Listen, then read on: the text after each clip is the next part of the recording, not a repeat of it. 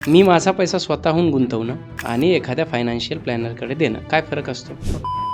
तुमचे इन्कम, तुमचे एक्सपेन्सेस, तुमचे गोल्स, तुमचे ड्रीम्स, तुमच्या गरजा, बेसिक गरजा ह्या सगळ्या पेपरवर मांडतो. कुठलं लोन सगळ्यात खराब आहे? म्हणजे आपण car loan, home loan, gold loan किंवा हे असे छोटे मोठे क्रेडिट कार्ड लोन. 7 करोड रुपये व्हॅल्यू करणार आहे. म्हणजे माझं व्याज गेलं, पण मी 5 करोड व्याज कमवून बसलोय. आज मी 5 करोडचा मालक आहे. आज माझे फायनान्शियल फ्रीडम पण अचीव झाली. फोरक्लोजर तर मला मिथच वाटतं ते. म्हणजे 1% सुद्धा लोक करत नसतील. होम लोन करतात. SIP मध्ये गुंतवणूक केली की होईल सगळं. आज भारतात कमीत कमी 75,000 फायनान्शियल प्लॅनर्स असायला हवेत. 75,000. फायनान्शियल प्लॅनर्स आहेत 5,000. क्रेडिट कार्ड खरंच खराब आहे की क्रेडिट कार्ड कसं वापरायचं ते मला सांगा. क्रेडिट कार्ड अजिबात खराब नाही आहे. मी स्वतः चांगले क्रेडिट कार्ड वापरतो.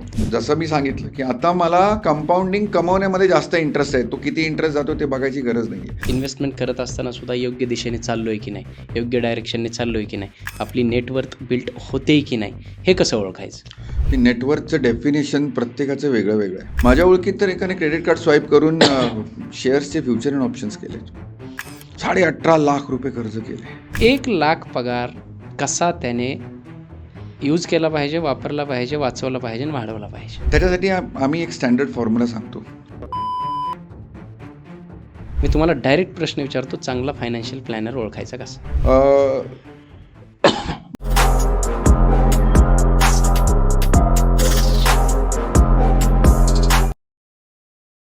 हाय, हॅलो, नमस्कार. मी डॉक्टर राज जाधव. महाराष्ट्राच्या सर्वात समृद्ध मंचावरती तुम्हा सर्वांचं पुन्हा एकदा खूप खूप खूप जास्त स्वागत आहे. आज आपल्या मंचावरती जे गेस्ट आलेले आहेत ते आहेत मिस्टर अजय धावणे सर.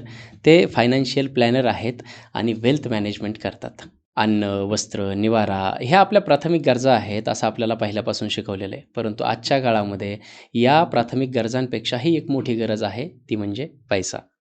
जर आपल्याकडे पैसा नसेल तर आपण अन्न विकत घेऊ शकत नाही, वस्त्रही घेऊ शकत नाही आणि चांगल्या घरात तर अजिबातच राहू शकत नाही. मग हा पैसा जेवढा इम्पॉर्टंट आहे तेवढाच तो कमवण्यापेक्षाही जास्त वाचवणे, कुठेतरी गुंतवणे, गुंतवलेला पैसा वाढवणे आणि योग्य पैशाचा योग्य वेळी विनियोग करणे, यालाच फायनान्शियल मॅनेजमेंट म्हणतात. त्यात 2 प्रकारचे लोक असतात. आज आपल्या पोटाला चिमटा घेऊन उद्यासाठी सेविंग करणारे किंवा फिक्र को धुवे में उडा के अशा पद्धतीचं आजच सगळं काही करूयात, उद्याची कसलीही काळजी फिकीर न बाळगणारे. या दोन्हींच्या मधला जो पार्ट असतो, आज पैशाचा योग्य वापर करून थोडे पैसे वाचवून ते वाढवून योग्य तो विनियोग करणारे, त्यालाच फायनान्शियल प्लॅनिंग म्हणतात. आणि बऱ्याच ठिकाणी आज आपण 60 ते 70% लोकांना पाहतो की ते रिटायरमेंटनंतर अगदी फायनान्शियल क्रायसिसमध्ये असतात. मोठ्या पगारीचा जॉब असू द्या, मोठा बिझनेस असू द्या, परंतु त्यांना त्यांची वेल्थ मॅनेज करता येत नाही आणि या कारणामुळे आपल्याकडे पैशांचा तुटवडा होतो किंवा फायनान्शियल क्रायसिस येतात. अशा वेळी आपल्याला गरज असते एका सुज्ञ, हुशार, टेक्निकली साऊंड अशा फायनान्स मॅनेज करणाऱ्या एका व्यक्तीची. आणि तेच व्यक्ती, तेच सद्गृस्थ, तेच सर म्हणजेच अजय धावणे सर आपल्या मंचावरती आज आलेले आहेत. आजचा पॉडकास्ट अत्यंत महत्त्वाचा आहे. जेवढा तुमच्यासाठी पैसा महत्त्वाचा आहे ना, तेवढाच आजचा हा पॉडकास्ट महत्त्वाचा आहे. त्यामुळे शेवटपर्यंत बघायचं, बिलकुल चुकवायचं नाही. अशा काही टिप्स मिळतील, असे काही सल्ले मिळतील ज्याच्यातून तुमचं अख्खं आयुष्य बदलून जाईल आणि पैशाकडे बघण्याचा नजरियासुद्धा बदलेल. तुमचा जास्त वेळ घेत नाही, सरळ आपण वळूयात आजच्या आपल्या प्रेस्टिजियस गेस्टकडे आणि बघूयात आज आपल्याला पैशाबद्दल आणि त्याच्या गुंतवणुकीबद्दल नवीन काय शिकायला मिळते ते. नमस्कार. नमस्कार. खूप खूप खूप स्वागत आहे सर तुमचं. थँक्यू. कसे आहात? एकदम मस्त. तुम्ही कसे आहात? एकदम मजेत सर. आपली आज नव्याने ओळख झाली आहे आणि छान ओळख झाली आहे. आज राजमंचावरती तुमचा डेब्यू आहे आणि मला असं वाटतं की माझ्या प्रेक्षकांसाठी तुमची एकदा ओळख झाली की आपण मुक्त चर्चा करूयात. थोडंसं तुमच्याबद्दल मी विनंती करेल की सांगा सर. डॉक्टर राज, मी 25 वर्षांपासून ह्या फील्डमध्ये काम करतोय. 1999 पासून मी LICची एजन्सी घेण्यापासून मी सुरुवात केलेली, पण तेव्हा करिअर पर्स्पेक्टिव्हनी मी हा बिझनेस चूज नव्हता केला. बरं. ॲक्सिडेंटली मी त्या फील्डमध्ये गेलो. तेव्हा माहीत नव्हतं की पुढे काय करायचं आहे, पण 2 पैसे मिळतील ह्या आशेने मी LICची एजन्सी घेतली घरी विचारलं वडिलांना की करू का, तर LICचं नाव बघून त्यांनी सांगितलं की बाबा तू काम सोडून जरी दिलंस तरी लोक तुला शिव्याशाप देणार नाहीत, लोकांचा पैसा बुडणार नाही, त्यामुळे तू ते बिंदास कर. आणि अशा पद्धतीने फायनान्समध्ये मी पाऊल ठेवलं आणि तिथून पुढे माझा तो प्रवास सुरू झाला. किती वर्ष झाले सर या इंडस्ट्रीमध्ये? 1999 पासून मी काम करतोय, पण 2007-08 पर्यंत मी पार्ट टाइम करत होतो. मी जॉब करत होतो, सेल्समध्ये होतो, मार्केटिंगमध्ये होतो. आणि मग मला ते सेल्स मार्केटिंग एवढं आवडायला लागलं की म्हटलं आपण करिअर ह्याच्यातच करायचं. पण तरीही माझ्या डोक्यात मागे बॅक ऑफ द माइंड काहीतरी चालूच होतं की नाही, आपल्याला जर करिअर करायचं आहे तर आपल्याला बिझनेस करायचा आहे, नोकरी नाही करायची आहे. मग ते 2008ला एकदा डेअरिंग करून बायको पुढे प्रस्ताव मांडला. मी म्हटलं 2 वर्ष घेतो मी तुझे, 2 वर्षात मी म्हटलं बिझनेस सेटअप करतो, पण जर बिझनेस सेटअप झाला नाही तर ह्या इंडस्ट्रीमध्ये मला जॉब नक्की मिळेल. पण म्हटलं आत्ताच वेळ आहे मला रिस्क घ्यायची आणि बिझनेस सुरू करायची, कारण आत्ता तोपर्यंत माझ्यावर लोन नव्हतं, लायबिलिटी नव्हत्या, डिपेंडंट कोण नव्हते, वडील कामाला होते, त्यामुळे तीच योग्य वेळ होती मला निर्णय घ्यायची. बरोबर. तो निर्णय घेतला आणि देवाच्या कृपेने आज सगळं सुरळीत चालू आहे, खूप सुंदर चालू आहे. म्हणजे मी नोकरी करताना जेवढा समाधानी असतो त्याच्यापेक्षा खूप जास्त स्वामींनी मला दिलंय. म्हणजे जवळपास तुम्ही 17-18 वर्षापासून या इंडस्ट्रीमध्ये काम करताय. कुठल्याही इंडस्ट्रीमध्ये आपण काम सुरू करतो ना, त्यातले 60 ते 70% लोक 1 ते 2 वर्षामध्ये गिव्हअप करतात किंवा ट्रॅक चेंज करतात. तुम्ही 17-18 वर्षापासून या इंडस्ट्रीमध्ये काम करताय. कुठलं असं इन्स्पिरेशन आहे किंवा का असं वाटलं की या इंडस्ट्रीमध्ये आपण कन्सिस्टंटली राहिलं पाहिजे, किंवा राहण्यासाठी मोटिवेशन काय होतं? तुम्ही पैशातच खेळताय, म्हणजे घेणं देणं, गुंतवणं काढणं, या सगळ्या गोष्टी. कुठलं असं मोटिवेशन आहे की या इंडस्ट्रीमध्ये तुम्ही 17-18 वर्षापासून टिकला? ह्याच्यात पहिली गोष्ट आम्ही बघितली ना, खूप मिससेलिंग होते. लोकांना असे प्रोडक्ट दिले जातात की ज्यांना त्यांची गरज नाहीये. म्हाताऱ्या माणसाला, रिटायर्ड झालेल्या माणसांना 5-5 वर्ष लॉक इनवाले प्रोडक्ट बँकचे एम्प्लॉई विकतात आणि ती लोक अक्षरशः अडकली जातात. त्यानंतर एक गोष्ट लक्षात आली की जे लोक पैसा खूप मेहनतीने कमवत आहेत त्याचं नियोजन करत नाहीयेत आणि तो पैसा पुरतच नाही. म्हणजे खूप चांगला पगार असताना सुद्धा लोकांच्या महिन्याच्या शेवटी पैसे शिल्लक राहत नाहीयेत. इथून पुढे कुठेतरी वाटायला लागलं की हे जबाबदारीचं काम आहे, हे नुसतं माझं बिझनेस, माझी ग्रोथ, माझं इन्कम ह्याच्या पलीकडे जाऊन हे एक जबाबदारीचं काम आहे. तिथे मला स्ट्राईक झालं की नाही, एक कोणतरी माणूस असा हवा जो ह्यांची रिस्पॉन्सिबिलिटी घेईल, जे पैसे त्यांच्या अकाउंटला परत जाईपर्यंत त्याची जबाबदारी घेईल आणि त्यांना मार्गदर्शन करून त्यांच्या आपल्या सोबत ठेवेल. हा प्रवासात आम्हाला खूप साऱ्या ट्रेनिंग दिल्या जातात, पण त्या ट्रेनिंग जर योग्य माणसांपर्यंत पोहोचल्या नाहीत त्याचा उपयोग काय त्या ट्रेनिंगचा? बरोबर.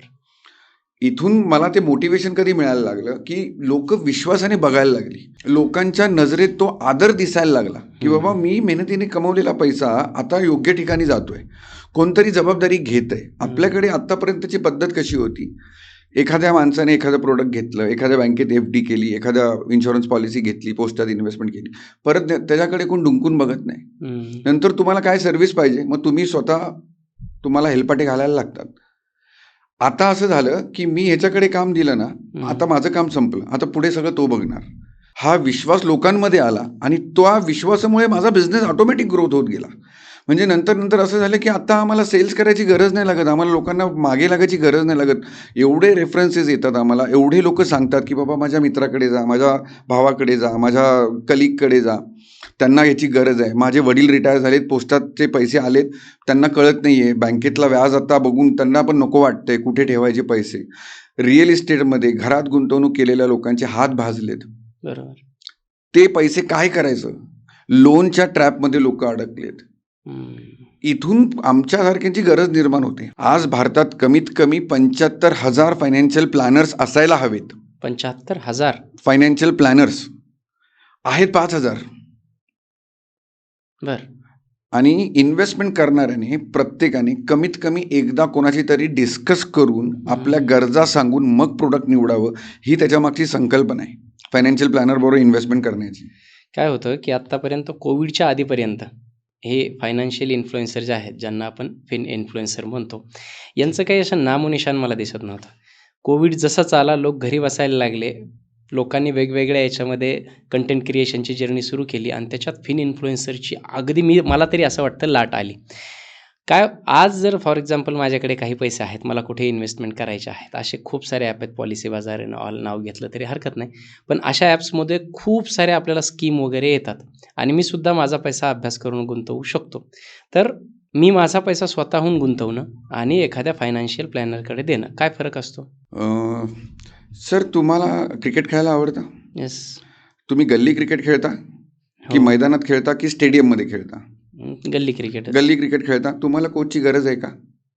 गल्ली क्रिकेट खेळण्यासाठी नाही. खरंच नाही, कारण तुम्ही जस्ट मी सुरू फक्त करताय. एन्जॉय करतोय. तुम्ही फक्त सुरू करताय. बरोबर. पण जर तुम्ही खेळता खेळता तुम्हाला 2-4 लोकांनी सांगितलं की नाही नाही, तू चांगला खेळतोस, तू आता प्रॅक्टिस कर, आता तुम्ही काय कराल? आता एखाद्या प्रोफेशनलकडे जाल. बरोबर. प्रोफेशनलकडे जाऊन तुम्ही काय कराल? म्हणजे तुम्ही त्याला सांगाल की मला चांगलं बनव, की तुम्ही त्याला सांगाल की माझ्या चुका दाखव? चांगलं बनव. दोन्ही. मला चांगलं बनव, चुकातून सुधार. पण तो चुका दाखवणार की बाबा गल्ली क्रिकेटमध्ये ही पद्धत आहे, पण तू जेव्हा ग्राउंडमध्ये खेळशील तेव्हा ही वेगळी पद्धत आहे, तुला हे सोडावं लागेल. म्हणजे जे तुमचे जुने बिलीफ होते, ज्या तुमच्या जिथे तुम्ही चुकत होतात, जिथे तुम्ही चुकत होतात पण तुम्हाला माहीत नव्हतं, त्याच्यानंतर तुम्ही स्टेडियममध्ये खेळायला लागलात. आता तुम्हाला डोमेस्टिक आणि IPL सारखी संधी मिळाली. आता तुम्ही काय कराल?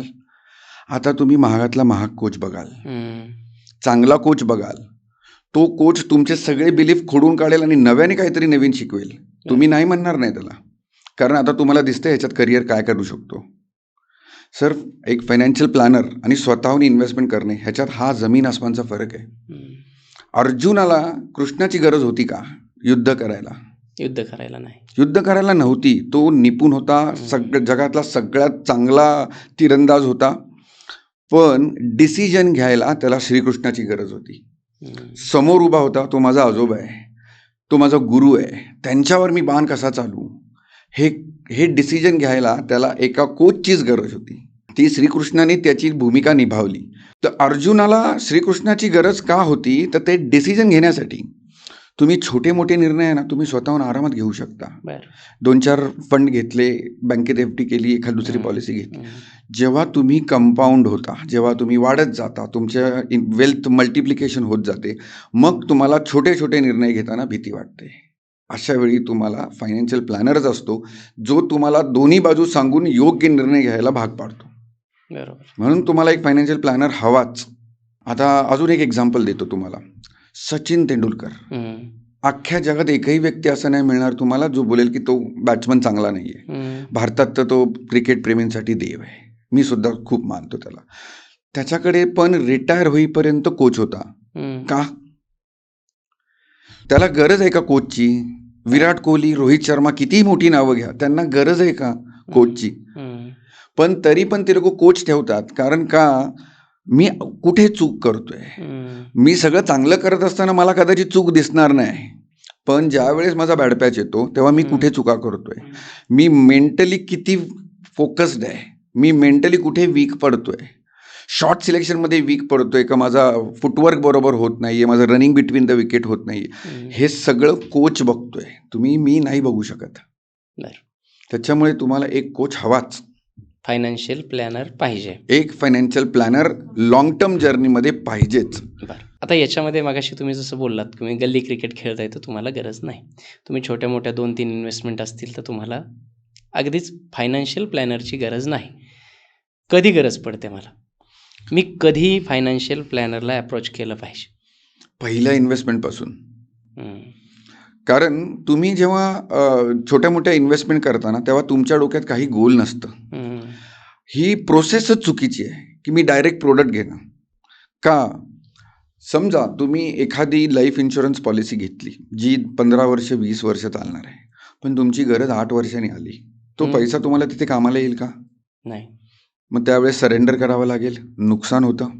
पहिल्या पगाराच्या पहिल्या इन्व्हेस्टमेंटपासून तुम्हाला फायनान्शियल प्लॅनरची गरज आहे. कारण एक फायनान्शियल प्लॅनर काय करतो? तुम्हाला फक्त प्रोडक्ट घ्या म्हणून सांगत नाही. फायनान्शियल प्लॅनर मुळात करतो काय? तुमचे इन्कम, तुमचे एक्सपेन्सेस, तुमचे गोल्स, तुमचे ड्रीम्स, तुमच्या गरजा, बेसिक गरजा, ह्या सगळ्या पेपरवर मांडतो आणि ह्याच्या पुढे तो प्रवास सुरू होतो की ह्या गरजेसाठी कोणता प्रोडक्ट घ्यायला पाहिजे. ह्या स्वप्नासाठी कोणती इन्व्हेस्टमेंट इम्पॉर्टंट आहे. हं. मला जर माझा हा गोल मी 16 वर्षांनी प्लॅन करतोय, पण तो जर मला 12 वर्षांनी आला, तर कोणता प्रोडक्ट मला ती फ्लेक्झिबिलिटी देईल? कुठे माझे पैसे वाढतील? कुठे मला त्या प्रोडक्ट रिटर्न्स चांगले देतील? कुठल्या प्रोडक्टमध्ये किती रिस्क आहे? तुमचं नॉलेज तुमच्या क्षेत्रात खूप मोठं आहे, हं. पण सगळ्या क्षेत्रात आपण मोठे असू शकत नाही. अगदीच. फायनान्शियल प्लॅनरला हे 365 days, 7 days a week, 24 hours तो ह्या गोष्टीमध्ये अपडेटेड आहे. तुमच्या फायनान्शियल प्लॅनरला मार्केटमध्ये जेवढे प्रोडक्ट्स आहेत ते माहिती असायला पाहिजेत. तुमच्या फायनान्शियल प्लॅनरला मार्केटमध्ये जेवढे इन्व्हेस्टमेंट ऑपॉर्च्युनिटी आहेत ते माहीत असतात. त्याला ते सगळे प्रोडक्ट माहीत असतात. तो कुठल्याही प्रोडक्टबद्दल बायस नसतो. त्याला तुमची गरज महत्त्वाची असते. तुमच्या गरजेप्रमाणे जर प्रोडक्ट दिलं तर तो तुमचा गोल अचीव्ह होणार आणि ते समाधान तुमच्या नजरेत दिसणार. बरोबर. मगाशी तुम्ही जसं सांगितलं की इंडियामध्ये आज जवळपास 75,000 फायनान्शियल प्लॅनरची गरज आहे. आहेत 5,000. बरोबर. हा गॅप का आहे? कारण आता फॉर एक्झाम्पल तुम्ही फायनान्शियल प्लॅनिंग करताय. तुमच्याकडे तुमचे स्टुडंट्स असतील, तुमचे इंटर्न्स असतील. हे सगळे डेव्हलप होत आहेत. याच्यामध्ये मग हा गॅप एवढा मोठा का आहे इंडियामध्ये आणि तो फिल का होत नाही आहे? सर, तुम्हाला एखाद्या लीगल टर्ममध्ये तुम्ही अडकलात तर कोणाची हेल्प घ्याल? वकिलाची. हेल्थ फिजिकली काही प्रॉब्लेम झाला, आजारपण आलं, तुम्ही कोणाची हेल्प घ्याल? आमची डॉक्टरची. डॉक्टरांची. तसं तुम्ही फायनान्स बाबतीत अडकलाय हे स्वतःला कबूल करणं हे थोडं डिफिकल्ट आहे, बरं. की मला एका फायनान्शियल प्लॅनरची गरज आहे. तुम्ही जेव्हा पैसे कमवायला लागता, तुम्ही चांगले पैसे कमवायला लागता, तेव्हा ऑटोमॅटिक तुम्हाला असं वाटतं की मी चांगले पैसे कमवू शकतो, तर मी माझे पैसे मॅनेज पण करू शकतो. इथे तुम्हाला असं कळतं की मला कोणीही फायनान्शियल प्लॅनरची गरज नाही आहे. मी माझे पैसे मॅनेज करू शकतो. आजही भारतात इन्व्हेस्टमेंटसाठी एखाद्या फायनान्शियल प्लॅनरला कन्सल्ट करणं, त्याच्याशी बोलणं, त्याच्याशी भेटणं आणि माझं सगळं डिस्क्लोज करणं ही संकल्पना अजून रुजली नाही आहे.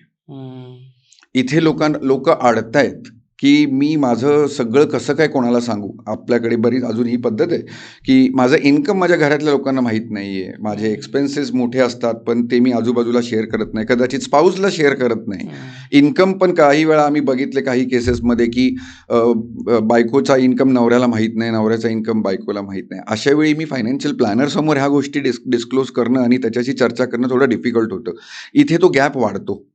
अजून पण लोक CA कडे जातात रिटर्न फाईल करायला, फक्त इन्कम टॅक्स भरायला. डॉक्टरकडे जातात हेल्थसाठी, लॉयरकडे जातात माझ्या लिगल कामांसाठी. पण इन्व्हेस्टमेंटच्या बाबतीत फायनान्शियल प्लॅनरकडे जाणं त्यांना कमीपणाचं वाटतं किंवा तो थोडासा सेल्फ रिस्पेक्ट, इगो थोडासा आडवा येतो की मी फायनान्शियल प्लॅनरकडे कसं जाऊ. ना सर, मला असं वाटतं की काय होतं की आता माझ्या 100 मीटरमध्ये 10 डॉक्टर आहेत, पण मी सगळ्यांकडे जात नाही. त्यातला एक चांगला वाईट डॉक्टर असतो. फायनान्शियल प्लॅनर 5,000 आहेत फॉर एक्झाम्पल, तुम्ही जसं सांगताय तसं मी ऐकलं. पण ते सगळे चांगले नाहीत आणि लोकांचा समज जो मी ऐकलाय किंवा माझ्या निदर्शनात जो आलेला आहे तो आहे की माझे पैसे लावून हा फायनान्शियल प्लॅनर स्वतः पैसे कमवणार. बरोबर. ही एक त्यांची धारणा आहे.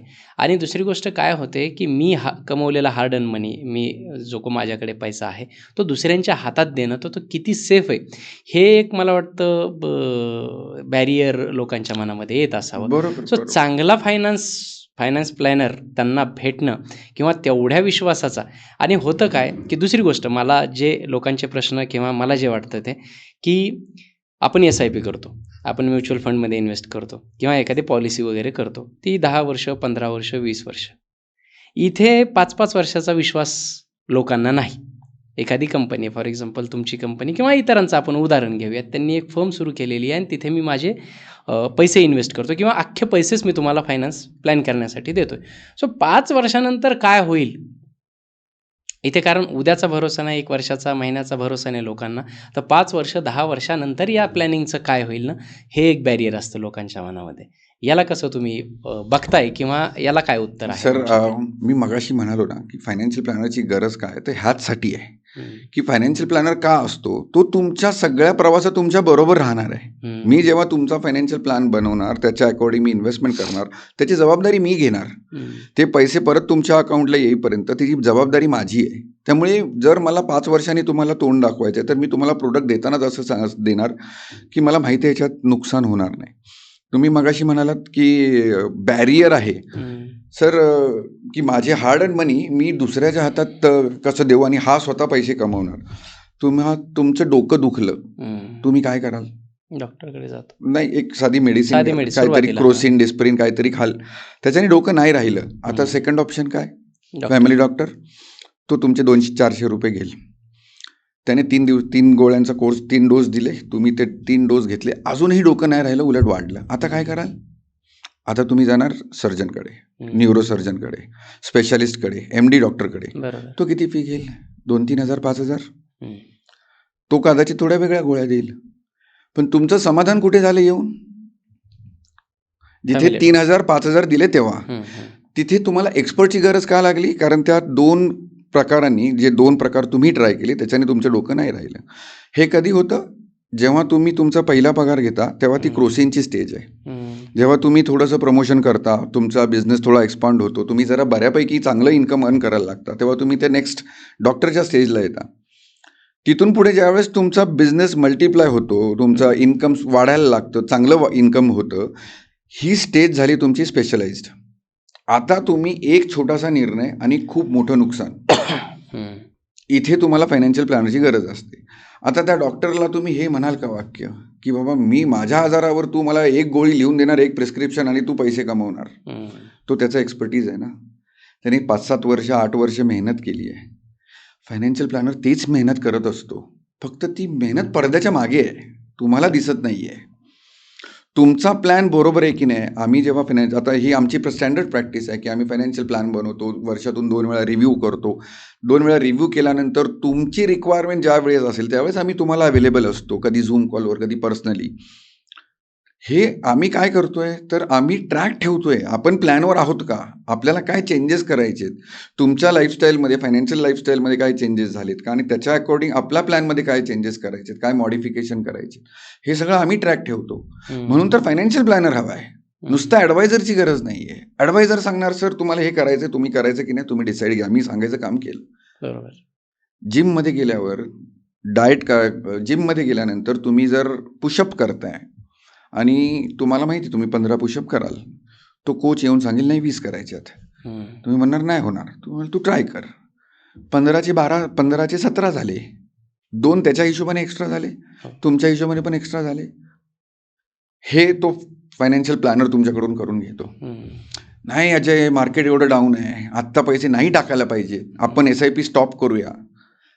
फायनान्शियल प्लॅनर सांगतो नाही सर, ही अपॉर्च्युनिटी आहे, माझ्यावर विश्वास ठेवा, मी तुमचा प्लॅनर आहे, तुम्ही माझ्यावर विश्वास ठेवलात ना, तुम्ही सांगतो तसं करा प्लीज, जबाबदारी माझी आहे. मी तुमच्याकडून 3 वर्ष मागितली आहेत ना, तर जबाबदारी माझी आहे. हे आम्ही पास्टमध्ये ज्यांच्याबरोबर केलंय, कोविडमध्ये, स्पेशली कोविडमध्ये ज्यांच्याबरोबर केलंय, एव्हरीबडी इज हॅपी. प्रत्येक जण मला आशीर्वाद देतो, प्रत्येक जण बोलतो अजय तू एवढा बोलत होतास, माझ्याकडे एवढे पैसे होते पण मी एवढेच टाकले, तेवढे टाकल्याचं तर आज किती चांगलं झालं असतं. पण त्यावेळेस ऑफकोर्स हार्ड अँड मनी असतो, भीती असते, त्यामुळे लोक सगळे पैसे नाही टाकत. पण हे प्लॅनर ना तुमच्याकडून करून घेणार. तुम्ही कितीही नाही म्हणा, जबरदस्ती थोडंसं तो पुश करतो तुम्हाला, आणि प्रत्येकाला हा एक स्पेशल पुश हवा असतो. मग अशी म्हटलं मी सचिन, विराट कोहली, सगळ्यांची नावं घ्या तुम्ही, प्रत्येकाला तो पुश हवा आहे. बरोबर. कोण समोरून ॲक्सेप्ट करतोय, कोण ॲक्सेप्ट करत नाही, पुश हवा आहे. सध्या मार्केटमध्ये जे काही इन्व्हेस्टमेंट चालू आहे किंवा इन्व्हेस्टमेंट अँगलने भारताचं भविष्य आपण जर हे पाहिलं तर मला वाटतं जी काही इन्व्हेस्टमेंटची लिटरसी आहे ती 5% सुद्धा नसेल. किती तुम्ही सांगू अगदी शकता? खरं आहे, अगदी खरं आहे. 5% खूप सुद्धा कमी नसेल आहे. की मी कशा पद्धतीने इन्व्हेस्ट केले पाहिजेत. मग अगदी ते SIP असेल, म्युच्युअल फंड असेल, स्टॉक मार्केट असेल, बाकी इन्व्हेस्टमेंटमध्ये गोल्ड असेल, रिअल इस्टेट असेल, या सगळ्यामध्ये जी प्रॉपर इन्व्हेस्टमेंट कुठं करायची याची लिटरसी 5%च्या सुद्धा खाली आहे, असं माझ्या वाचनात किंवा माझ्या बघण्यात आलेलं आहे. सध्या भारतामध्ये जी सिच्युएशन सुरू आहे आणि पुढचे 5 वर्ष लक्षात घेता सगळ्यात बेस्ट इन्व्हेस्टमेंट कुठे आहेत? सगळ्यात बेस्ट इन्व्हेस्टमेंट आहे तुमच्या स्वतःच्या गोल प्लॅनिंगमध्ये, ओके. तुमच्या आयडिओलॉजीमध्ये. कसं? तुम्ही तुमच्या पैशांच्या बाबतीत काय विचार करता, तुम्ही तुमचे ड्रीम्स, तुमची स्वप्न, तुमच्या गरजा ह्या पेपरवर मांडल्यात का? मी तुम्हाला प्रोडक्ट सांगायला सांगेन सर FD करा, 5 वर्ष आहेत ना, FD करा, 6% डेफिनेटली मिळणार आहेत. पण ते FDचे पैसे इन्फ्लेशनला बीट नाही करत. आता हा ड्रॉबॅक मी तुम्हाला सांगितला नाही. त्यामुळे हा प्रश्न थोडासा आपल्याला मॉडिफाय करायची गरज आहे. मी माझी गरज ओळखून प्रोडक्ट घेणं हा सगळ्यात इम्पॉर्टंट पार्ट आहे. जसं की समजा मी एक चौघांची फॅमिली आहे, मी वाईफ 2 मुलं. आता तुमच्या मते माझ्याकडे फायनान्शियल गरजा काय काय आहेत? मुलं लहान आहेत माझी. मुलं लहान आहेत, त्यांचं शिक्षण आहे, मोठं झालं तर हायर एज्युकेशन आहे, त्यांची लग्न आहेत, एक घर आहे, फिरण्यासाठी गाडी आहे, एकदम बेसिक. आणि रिटायरमेंट प्लॅनिंग. बस हे झालं माझं बेसिक फूड. जेवताना आपण पहिलं काय खातो? मूलभूत गरजा ज्याला आपण मूलभूत गरज. जेवताना आपण पहिलं काय खातो? डाळ, भात, भाजी, चपाती. डेझर्ट कधी येतात? लास्ट. जेवणानंतर. जेव्हा माझं हे ताट कंप्लीट होतं ना, त्याच्यानंतर उरलेला पैसा ना तुम्ही अक्षरशः उडवा. तो पैसा जगा, तो पैसा एन्जॉय करा. पण जेव्हा ह्या मूलभूत गरजांचं प्लॅन करतो त्याच्यानंतर, मग आता ह्या मूलभूत गरजा मला प्लॅन करायच्या तर काय करायला लागेल? मला पहिलं एक एज्युकेशन प्लॅन बनवायला लागेल. बरोबर. माझी मुलगी समजा आज 4th स्टँडर्डला आहे, तर मला तिला 10वीला गेल्यावर किती पैसे लागतील, 12वीला किती पैसे लागतील, ती जो करिअर कुठलाही असू शकतो, मला एक ॲव्हरेज कॉस्ट रेडी करायची आहे त्या करिअरसाठी. ती कॉस्ट मी रेडी केली.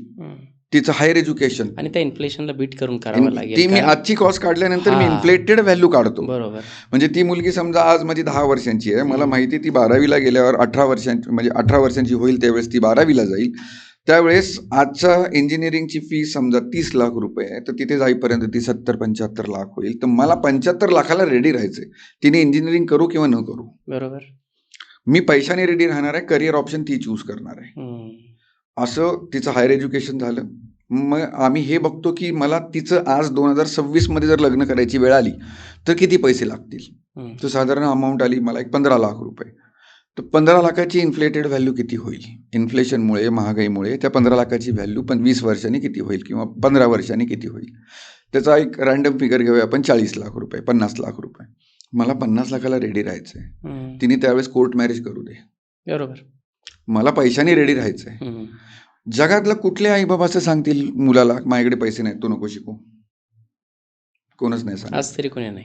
असं कोणच नाही सांगत. म्हणजे अगदी घर, जमीन, दागिने सगळे विकून पण आई बाप आपल्या मुलांना पैसे देतात. भले त्यांना गॅरंटी नसू दे हा आपल्याला सांभाळेल की नाही सांभाळेल, पण तरी पण बाप आपलं कर्तव्य करतो, आई बाप आपलं कर्तव्य पार पाडतातच. त्यामुळे तुम्हाला हे गोष्ट कन्फर्म माहिती आहे की मला ह्या गोष्टीसाठी पैसे लागणार आहेत. तुम्ही जर आज प्रायव्हेट एम्प्लॉई आहात, तुम्ही जर आज बिझनेस करताय, तुम्हाला माहिती आहे हे तुम्ही लाईफ टाईम नाही करू शकत.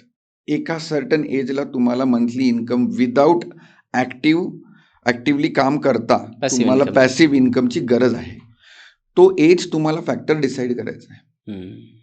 तर सगळ्यात चांगलं एक्झाम्पल सांगतो, अमिताभ बच्चन आज किती वय आहे? 83. मेंटली आणि फिजिकली अजून तो चांगला आहे, तो अजून काम करतोय. त्याला रिटायरमेंट प्लॅनिंगची गरज आहे का? नाही. पण आपण 83 पर्यंत असे राहू ह्याची गॅरंटी आहे का? नाही. मग इथे आपल्याला फायनान्शियल प्लॅनिंग आणि रिटायरमेंट ह्या दोन्ही गोष्टींची गरज आहे. सो प्लॅनिंग करताना मी जेव्हा ह्या गोष्टी प्लॅन करतो तेव्हा मी सेट असतो की बॉस आता मी सेफ आहे. आता हे पैसे झाल्यानंतर मी माझ्या ड्रीम्सवर फोकस करू शकतो. मला कार अपग्रेड करायची आहे, मला कुठेतरी एक सेकंड होम घ्यायचं आहे, ट्रिप, एखादी इंटरनॅशनल ट्रिप प्लॅन करायची आहे. पण ह्या मूलभूत गरजा झाल्यानंतर आपल्याकडे फायनान्शियल प्लॅनिंग म्हणजे मुळात ह्या गरजेला हा बघू करायचं तर आहे पण बघू नंतर, असं ते चालढकल केली जाते. आजकाल काय झालंय, म्हणजे अलीकडच्या काळामध्ये या 2-4 वर्षामध्ये ना इन्व्हेस्टमेंट केली पाहिजे हे सगळ्यांना कळते. एक तुम्ही कुठेही जा काही ना काही गुंतवले पाहिजे बरं. आणि त्याच्यातल्या त्यात पहिल्यांदा एक असतं की पहिले गोल्ड, रिअल इस्टेट आणि SIP म्युच्युअल फंड एक फार कॉमन झालेलं आहे. SIP मध्ये गुंतवणूक केली की होईल सगळं?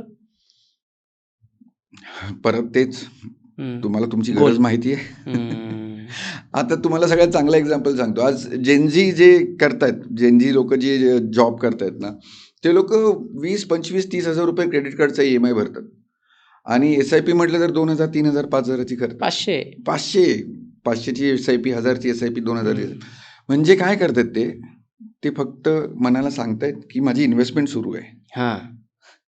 पण ते पुरणार आहे का त्यांना? ते पैसे पुरणार आहेत का त्यांना? त्या पैशाची काय व्हॅल्यू मिळणार आहे? ती एका महिन्याची सॅलरी तरी अचीव करेल का? असं नाहीये. म्हणजे SIP पुरेल हा प्रश्नापेक्षा आपण असा विचार करायला पाहिजे की मी इन्व्हेस्टमेंट कुठे केली तर माझं काय गोल अचीव्ह होईल आणि मी का पर्पजने करतोय. एखादा नवीन पहिला जॉब लागलेल्या मुलाचं स्वप्न असू शकतं, मला एक बाईक घ्यायची आहे. मी बसने जातोय, शेअर ऑटोने जातोय, नाही मला एक बाईक घ्यायची आहे. किती वर्ष? चल वर्षभरात घेईन, 2 वर्षात घेईन.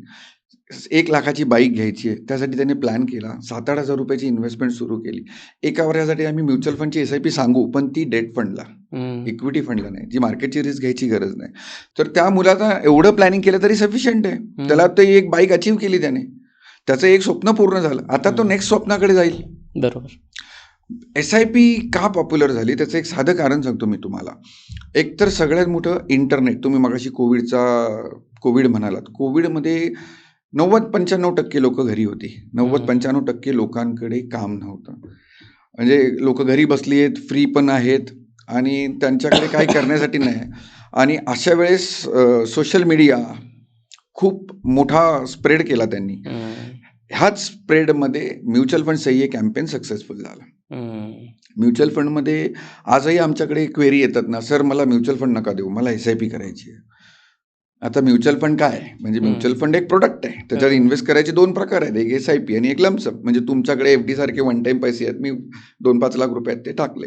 आणि दुसरं माझ्याकडे बाबा एवढे पैसे नाहीत, पण मला सेव्हिंग करायचे, दर महिन्याला मी रिकरिंग डिपॉझिटमध्ये पैसे जातात, पोस्टात जातात, LICत जातात, तसे मला म्युच्युअल फंडमध्ये पण करायचे. तर हा SIP प्रकार आहे. SIP पॉप्युलर होण्यामागे सगळ्यात मोठं कारण आहे, आणि म्युच्युअल फंड आणि SIP हे दोन्ही पॉप्युलर होण्यामागे सगळ्यात मोठं कारण आहे फ्लेक्झिबिलिटी. म्हणजे ह्याचा सगळा कंट्रोल तुमच्या हातात राहतो. बरोबर.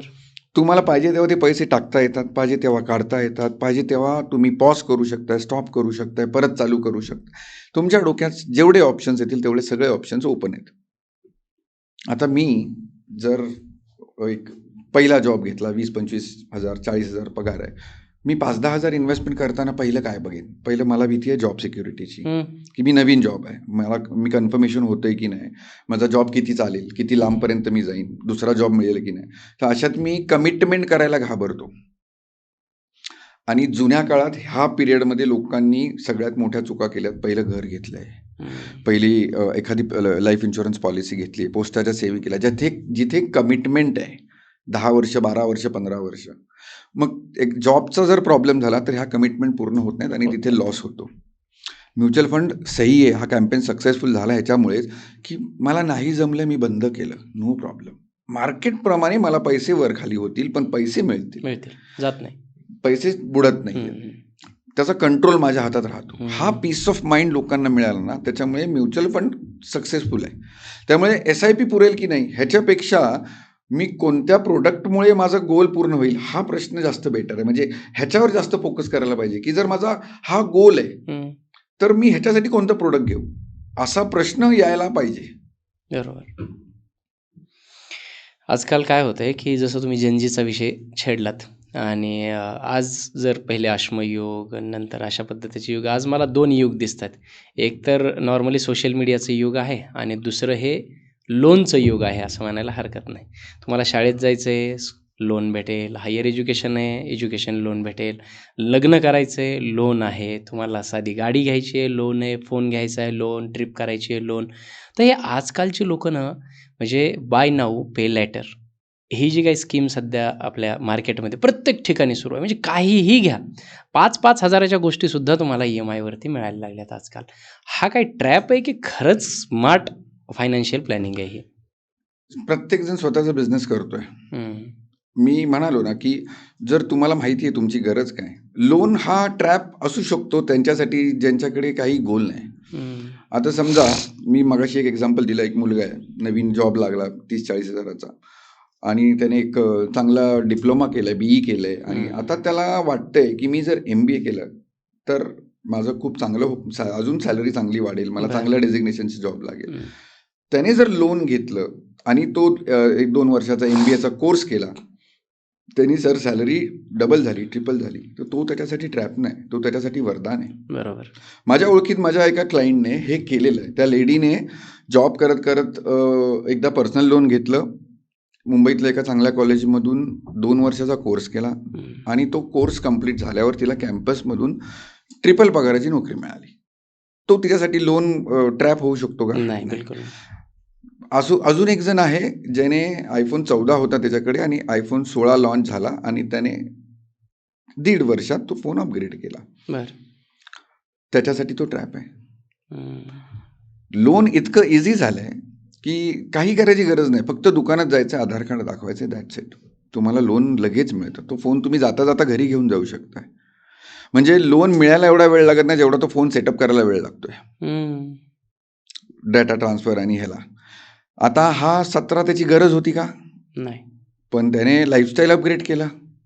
ही त्याची गरज नव्हती. तेव्हा मला ठीक आहे ना, मी 25,000चे 6 इन्स्टॉलमेंट 1.5 लाख रुपये संपतात माझे. I am okay. पण हेच 25,000 त्याने तिथे न टाकता 6 महिन्याच्या म्युच्युअल फंडच्या SIP मध्ये टाकले असते आणि भरायचे बंद केले असते, तर कदाचित 19-20 जेव्हा लॉन्च होईल ना, तेव्हा विदाऊट इंटरेस्ट, विदाऊट लोन घेता तो अख्खा लोन फोन घेऊ शकला असता तो. पण हे लॉंग टर्म करायला प्लॅन तर करायला पाहिजे. तुम्हाला तुमचा गोल पेशन्स पाहिजेत मला वाटतं. तुम्हाला तुमचा गोल तर माहिती पाहिजे की ही माझी आज गरज नाही. मी आता ऐकताना माचवे सरांचा पॉडकास्ट ऐकत होतो. खूप चांगली गोष्ट सांगितली त्यांनी. फोन घेणं हे जर तुम्हाला टेम्पटिंग होते, लाईफस्टाईल अपग्रेड करायचे, काही प्रॉब्लेम नाही, नो प्रॉब्लेम. तुम्ही जा दुकानात जा, तो फोन चेक करा, फोन हाताळा, तुमची ती फिलिंग जागृत होऊ द्या. फक्त त्यावेळेस डिसिजन घेऊ नका, त्यावेळेस घेऊ नका विकत. एक 24 तास द्या स्वतःला की मी उद्या येऊन घेतो. ती वेळ जाऊ द्या. ती वेळ जाऊ द्या. घरी जाऊन खरंच विचार करा की ही माझी गरज आहे का फक्त हवंसं वाटतंय, घ्यावंसं वाटतंय. त्या 24 तासानंतर वाटलं ना तर नक्की घ्या. मग कारण मग तुम्हाला तुमचं अंतर्मन सांगेल की नाही ही तुमची गरजच आहे. आता फोनचंच एक्झाम्पल, एखादा कॉन्टेंट क्रिएटर आहे, डॉक्टर राज तुम्हीच, जर समजा नवीन स्टुडिओ चालू केला आहे आणि पहिल्यांदाच करताय, तुम्ही मोबाईलवर शूट करताय, तर iPhone 17 तुमची गरज आहे. तुम्ही लोनवर घेऊन तो जर फोन घेतलात ना, तुमच्यासाठी तो ट्रॅप नाही आहे, युटिलिटी आहे, तुमच्यासाठी ते बिझनेस अपॉर्च्युनिटी आहे. कारण त्याच्यात तुम्हाला क्लॅरिटी चांगली मिळणार आहे, क्वालिटी चांगली मिळणार आहे. पण हा जो फक्त रील स्क्रोल करणार आहे, जो फक्त फोटो व्हिडिओ काढायसाठी घेतोय किंवा त्याने स्टेटस वाढणार आहे हा विचार लोकांच्या मनात आहे आणि तो एकदम बाद आहे. करेक्ट. तो विचार लाईफस्टाईल अपग्रेड हा जर स्टेटस सिम्बॉल ठेवला ना, तर ते फायनान्शियल सुसाईडच म्हणू शकतो आपण त्याला. अगदीच. मला असं वाटतं कुठलं लोन सगळ्यात खराब आहे, म्हणजे आपण car loan, home loan, gold loan किंवा हे असे छोटे मोठे क्रेडिट कार्ड लोन. सगळ्यात डेंजर आहे क्रेडिट कार्ड लोन. सगळेच काय होतं, तुम्हाला ज्या वेळेस त्याची गरज नसते तेव्हा जर घेतलं तर सगळे खराब आहेत, हे बेसिक अंडरस्टँडिंग आहे. अगदी पण त्यातल्या त्यात ठीक आहे, तुम्ही हे टाळा आणि हे ओके आहे तुमच्यासाठी. असे कुठले लोन आहेत सगळ्यात टाळण्यासारखी? अगदी अर्जंटमध्ये मी सांगतो, credit card loan. Credit card तुम्ही स्वाईप करता आणि त्याला इंटरेस्ट 36% मीटर चालू होतं. वर्षाला 36%, महिन्याला 3%. आपल्याला रिटर्न्स मिळत नाहीत तेवढे, कुठलाच प्रोडक्ट देत नाही. बरोबर. त्यामुळे सगळ्यात डेंजर लोन आहे तर क्रेडिट कार्डचं लोन आहे. होम लोन चॉईस नाही आहे, तुमच्याकडे चॉईस नाही. जर घर घ्यायचंय, 1 कोटीचं घर घ्यायचं, तेवढं कॅपिटल त्यामुळे 90% लोकांकडे. आणि होम लोन आज 7.5% चाललंय. तुम्ही त्याला बीट करणारं प्रोडक्ट आहे मार्केटमध्ये. म्युच्युअल फंडची SIP आम्ही एक खूप चांगलं कंपॅरिझन देतो दरवेळी की होम लोन आता घेतलंच आहे ना तुम्ही, समजा 80,000 रुपये EMI भरताय 1 करोडच्या लोनसाठी. जर बँकने तुम्हाला सांगितलं असतं की नाही तुम्हाला EMI 80,000 नाही 90,000 आहे, तर तुम्ही नाही म्हणाला असतात का? तुमच्याकडे चॉईस होता का नाही म्हणायचा? नाही. तुम्ही 90,000 EMI भरला असतात.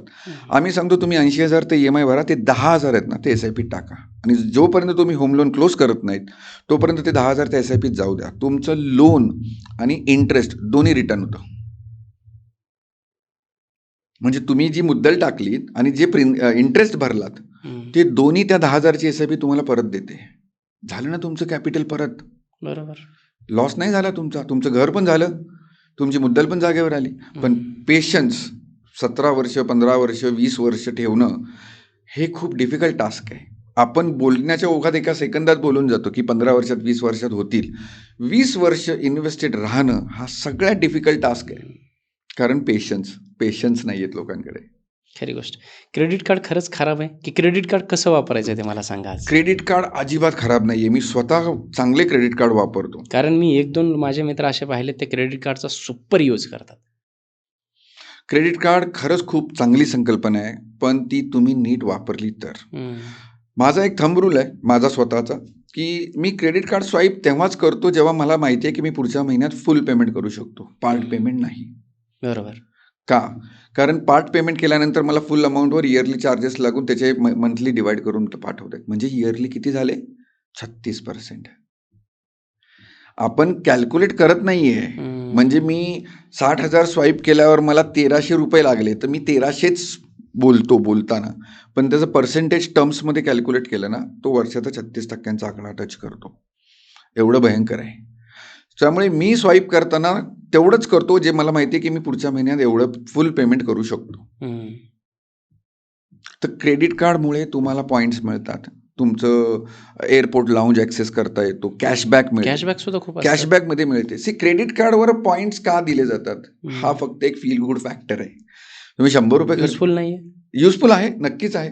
तुम्हाला माहिती आहे तुमचे जर महिन्याचं डीमार्टचं बिल जर 15,000 रुपये होते आणि त्याच्यात ते स्पेंड केल्यानंतर डीमार्ट काय तुम्हाला काय देत नाहीये. बरोबर. पण क्रेडिट कार्ड तुम्हाला त्या 15,000 स्पेंडिंगवर जर 200-300 रुपये जरी दिले ना, तर यू आर हॅपी. बरोबर. तेच 200-300 हा फील गुड फॅक्टर हे क्रेडिट कार्डचे रिवॉर्ड पॉईंट्स देतात. पण ते चांगलंच आहे ना. 100% चांगलं आहे. पण तुम्हाला माहिती पाहिजे की पुढच्या महिन्यात मला फुल पेमेंट करायचं आहे. येस. तो फुल पेमेंट नाही झालं ना तर प्रॉब्लेम आहे. लोक काय करतायत, मला 1,00,000 सॅलरी आहे, मी 15,000 EMI कम्फर्टेबल आहे, मी 6 महिन्याचा EMI टाकला, 1-1.5 महिन्यात 2 महिन्यात त्या फोनचं माझं सगळं एक्साइटमेंट संपली. आता दुसरं काहीतरी आलं मार्केटमध्ये, 15,000 जात आहेत ना, अजून 15-20,000 मी करू शकतोय. असं हळूहळू ते EMIवर टाकतात आणि मग नंतर कळतं की माझ्या सॅलरीचे 50-60% तर नुसते EMIवरच जात आहेत आणि महिन्याच्या एंडला पैसे उरत नाही आहेत. म्हणजे ही गोष्ट फक्त 50,000 1,00,000 वाल्याची नाही आहे, ही 2.5-3 लाख महिन्याला इन्कम असणाऱ्याची सुद्धा ही कहाणी आहे. आमच्याकडे असे बरेच क्लायंट आहेत. माझ्या ओळखीत तर एकाने क्रेडिट कार्ड स्वाईप करून शेअर्सचे फ्युचर अँड ऑप्शन्स केलेत. 18.5 लाख रुपये कर्ज केले. बापरे. आणि त्याचे सगळ्यांचे EMI भरतोय. मला बोलला काहीतरी मार्ग सांग, मला पटकन बाहेर पडायचंय. म्हटलं पटकन करायचा नादात तर तू आज 18.5 लाख लोन केलंय. फ्युचर अँड ऑप्शन्स काय आहे? झटपट श्रीमंत व्हायचा मार्ग आहे ना. ज्यांनी झटपट मार्ग स्वीकारला त्यांनी रिस्क पण घेतली. सेबी ओरडून डेटा रिलीज करून सांगते 95% लोक लॉसमध्ये आहेत जे फ्युचर अँड ऑप्शन्स करतायत, कॉल पुट ऑप्शन्स करतायत. तुम्ही मी एक्सपर्ट नाही होऊ शकत त्याच्यात तुम्हाला फुल टाईमच जॉब करायचा आहे, तो तरच तुम्हाला त्याच्यात काहीतरी चान्स आहे. तरी पण लोक करतायत का? मला पटकन पैसे हवेत, माझ्याकडे पेशन्स नाहीत 8-10 वर्ष 15 वर्ष. त्या 18.5 लाखावाल्याला आमचं एवढंच सांगणं होतं, बाबा जेवढ्याचे EMI भरतोयस त्याचे 10% फक्त 10% किंवा 20% थोड्याशा इन्व्हेस्टमेंट कर. जोपर्यंत EMI संपतील काहीतरी अमाऊंट तुझ्याकडे शिल्लक असेल, at least you will stand somewhere की बाबा हो ठीक आहे मी त्या कर्जातनं बाहेर पडलो पण आज 0 सुरू नाही करत आहे, काहीतरी अमाऊंट आहे माझ्याकडे. बरोबर. त्यामुळे ती अमाऊंट यायला सिमिलरली EMI बरोबर थोडीशी इन्व्हेस्टमेंट सुरू कर. इन्व्हेस्टमेंट मोठी नको करू, पहिल्या त्या ट्रॅपमधून बाहेर पड. ज्याने लोन घेतले, समजा होम लोन घेतले किंवा पर्सनल लोन घेतले 4-5 वर्ष, तो लवकर प्रीपेमेंट करायचा प्रयत्न करू शकतो का? त्याच्याकडे चान्सच नाही आहे, कारण पैसे नाहीत म्हणून लोन घेतलंय. फोरक्लोजर तर मला मिथच वाटतं. ते 1% सुद्धा लोक करत नसतील. होम लोन करतात, फोरक्लोजर होम लोन करतात आणि मी स्वतः पर्सनली खूप अगेन्स्ट आहे त्याच्या फोरक्लोजरच्या, होम लोन फोरक्लोजरच्या. म्हणजे जे लोक होम लोनमध्ये इन्व्हेस्ट करतात त्यांना आम्ही स्ट्रॉंगली सजेस्ट करतो. माझा स्वतःचा पोर्टफोलिओ मी दाखवू शकतो, माझा स्वतःचा पोर्टफोलिओ बऱ्यापैकी चांगला आहे, माझं होम लोन पण आहे, पण मी क्लोजरला मागे जात नाही. त्याचं कारण आहे, माझा पोर्टफोलिओमध्ये 14-15% रिटर्न दाखवते. मी गेल्या 12 वर्षांपासून इन्व्हेस्टमेंट करतोय आणि आज कंपाऊंड झाल्यामुळे तो मला 14-15% रिटर्न दाखवते. माझं होम लोनचा इंटरेस्ट रेट आहे 7.30%. काय गरज आहे? सगळ्यात इम्पॉर्टंट गोष्ट, जर मी माझं घर नील केलं, लोन संपवलं आणि माझ्या राहत्या घराची प्राइस 1,13,00,000 मी घेतलेलं, आज त्याची व्हॅल्यू 2 करोड झाली, 3 करोड झाली, मॉनिटरीली मला त्याचा फायदा काय? बरोबर. मी राहत्या घरात किती पण प्राइस वाढू दे, मला उपयोग काहीच नाहीये. दुसरं, मी काय केलं, ते इंटरेस्ट भरून व्याज वाचवलं. आज मी प्रीपेमेंट करायचं बंद केलं किंवा मी प्रीपेमेंट करत नाहीये, पण जे प्रीपेमेंट करायचे पैसे होते ते SIP मधून म्युच्युअल फंडमध्ये टाकतोय. आज मला कंपाऊंड मिळत आहेत, कंपाऊंडिंगनी रिटर्न्स मिळत आहेत. आता इथे मी 7.5 भरतोय, 14-15% कमवतोय. हम्म. मी दोन्ही जरी शेवटपर्यंत नेलं, 20 वर्षांपर्यंत नेलं, तर मग 84 लाखाच्या लोनसाठी मी भरतोय जवळपास 1,60,00,000 रुपये. पण त्याच अमाऊंटची, ज्या EMIच्या अमाऊंटची मी SIP करतोय, ती माझी व्हॅल्यू करते 7 करोड. अच्छा. म्हणजे मी व्याज वाचवलं असतं तर किती वाचवलं असतं? जवळपास 1 करोड. 1 करोड. आज मी कमवलेत किती? जवळपास 5 7. करोड. हम्म. 5 करोड. 7 करोडमध्ये 2 करोड माझी ठीक आहे, इन्व्हेस्टमेंट आहे. 5 करोड माझा प्रॉफिट होईल. हम्म. अगदी बेसिक 12%चीच रिटर्न पकडतोय मी.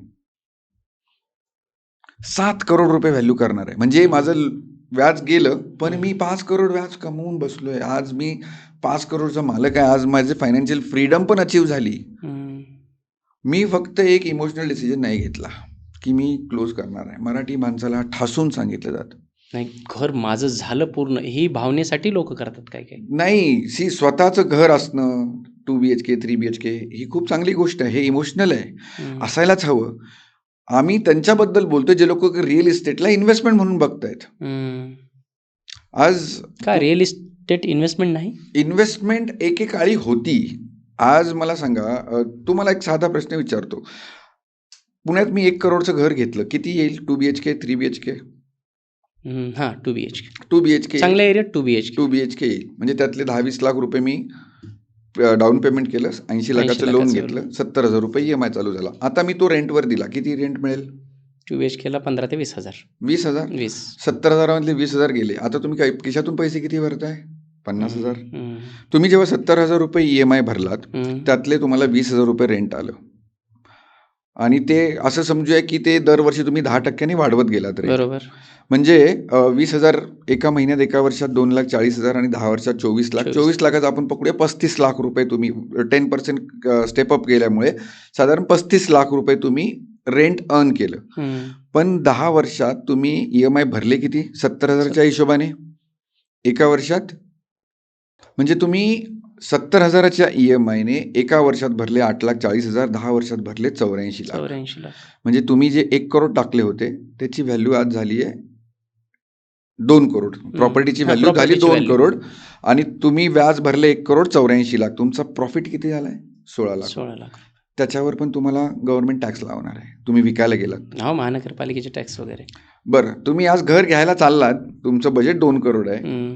तुम्ही 10 वर्ष जुनी प्रॉपर्टी बघाल की नवीन? नवीनच. मग तुम्ही ते 10 वर्ष जुन्या घराला 2 करोड का टाकाल? हम्म. हे सगळ्या प्रश्नांची उत्तरं तुम्हीच देताय. आता तुम्हीच सांगा मला, घर इन्व्हेस्टमेंट म्हणून चांगलं आहे का? ह्या सगळ्यांची पर्सेंटेज काउंट केलं ना, 2% पण नाही. स्वतःसाठी घर घेणं. स्वतःसाठी घर तुमचं 2 BHK असेल ना, हम्म. तुम्ही त्याला अपग्रेड करा. हम्म. 2.5 BHK करा. लक्झरियस ठिकाणी 3 BHK घ्या. हम्म. कारण तो पैसा तुम्ही रोज जगता. हे बरोबर, माझं तेच. अगदी स्ट्रॉंग सजेशन असतं. माझं सुद्धा तेच म्हणणं आहे. की कारण इमोशनल इन्व्हेस्टमेंट पण फार महत्वाची असते आयुष्यात जगत असताना. सी, मला सगळ्या गोष्टी भविष्यासाठी नाही ठेवायच्यात ना. हां. मला आज पण जगायचंय, आज पण चांगलं आयुष्य जगायचंय. मी आज पोटाला चिमटा काढून, आज उपाशी राहून तीच तर भविष्याची केली. फायनान्शियल बॅलन्स आहे ना. एक्झॅक्टली, म्हणून तर फायनान्शियल प्लॅनर हवा आहे. हम्म. माझं इमोशनल काय होतं, मला स्टेटस सिम्बॉल काय, माझ्याकडे 2 घर आहेत. पण काही माझ्याकडे 3 फायनान्शियल घर प्लॅनर घरच घेऊ नका आणि फक्त इन्व्हेस्टमेंट करा म्हणतात. ते पर्सनली मला ऍक्च्युली आहेत. सर, माझं पर्सनल मत आहे की कुठलाही फायनान्शियल प्लॅनर चुकीचा नाहीये. त्याचे स्वतःचे काही पर्स्पेक्टिव्ह आहेत, त्याचे स्वतःचे काही सेल्फ बिलीफ आहेत आणि तो प्रूव्ह करून दाखवू शकतो.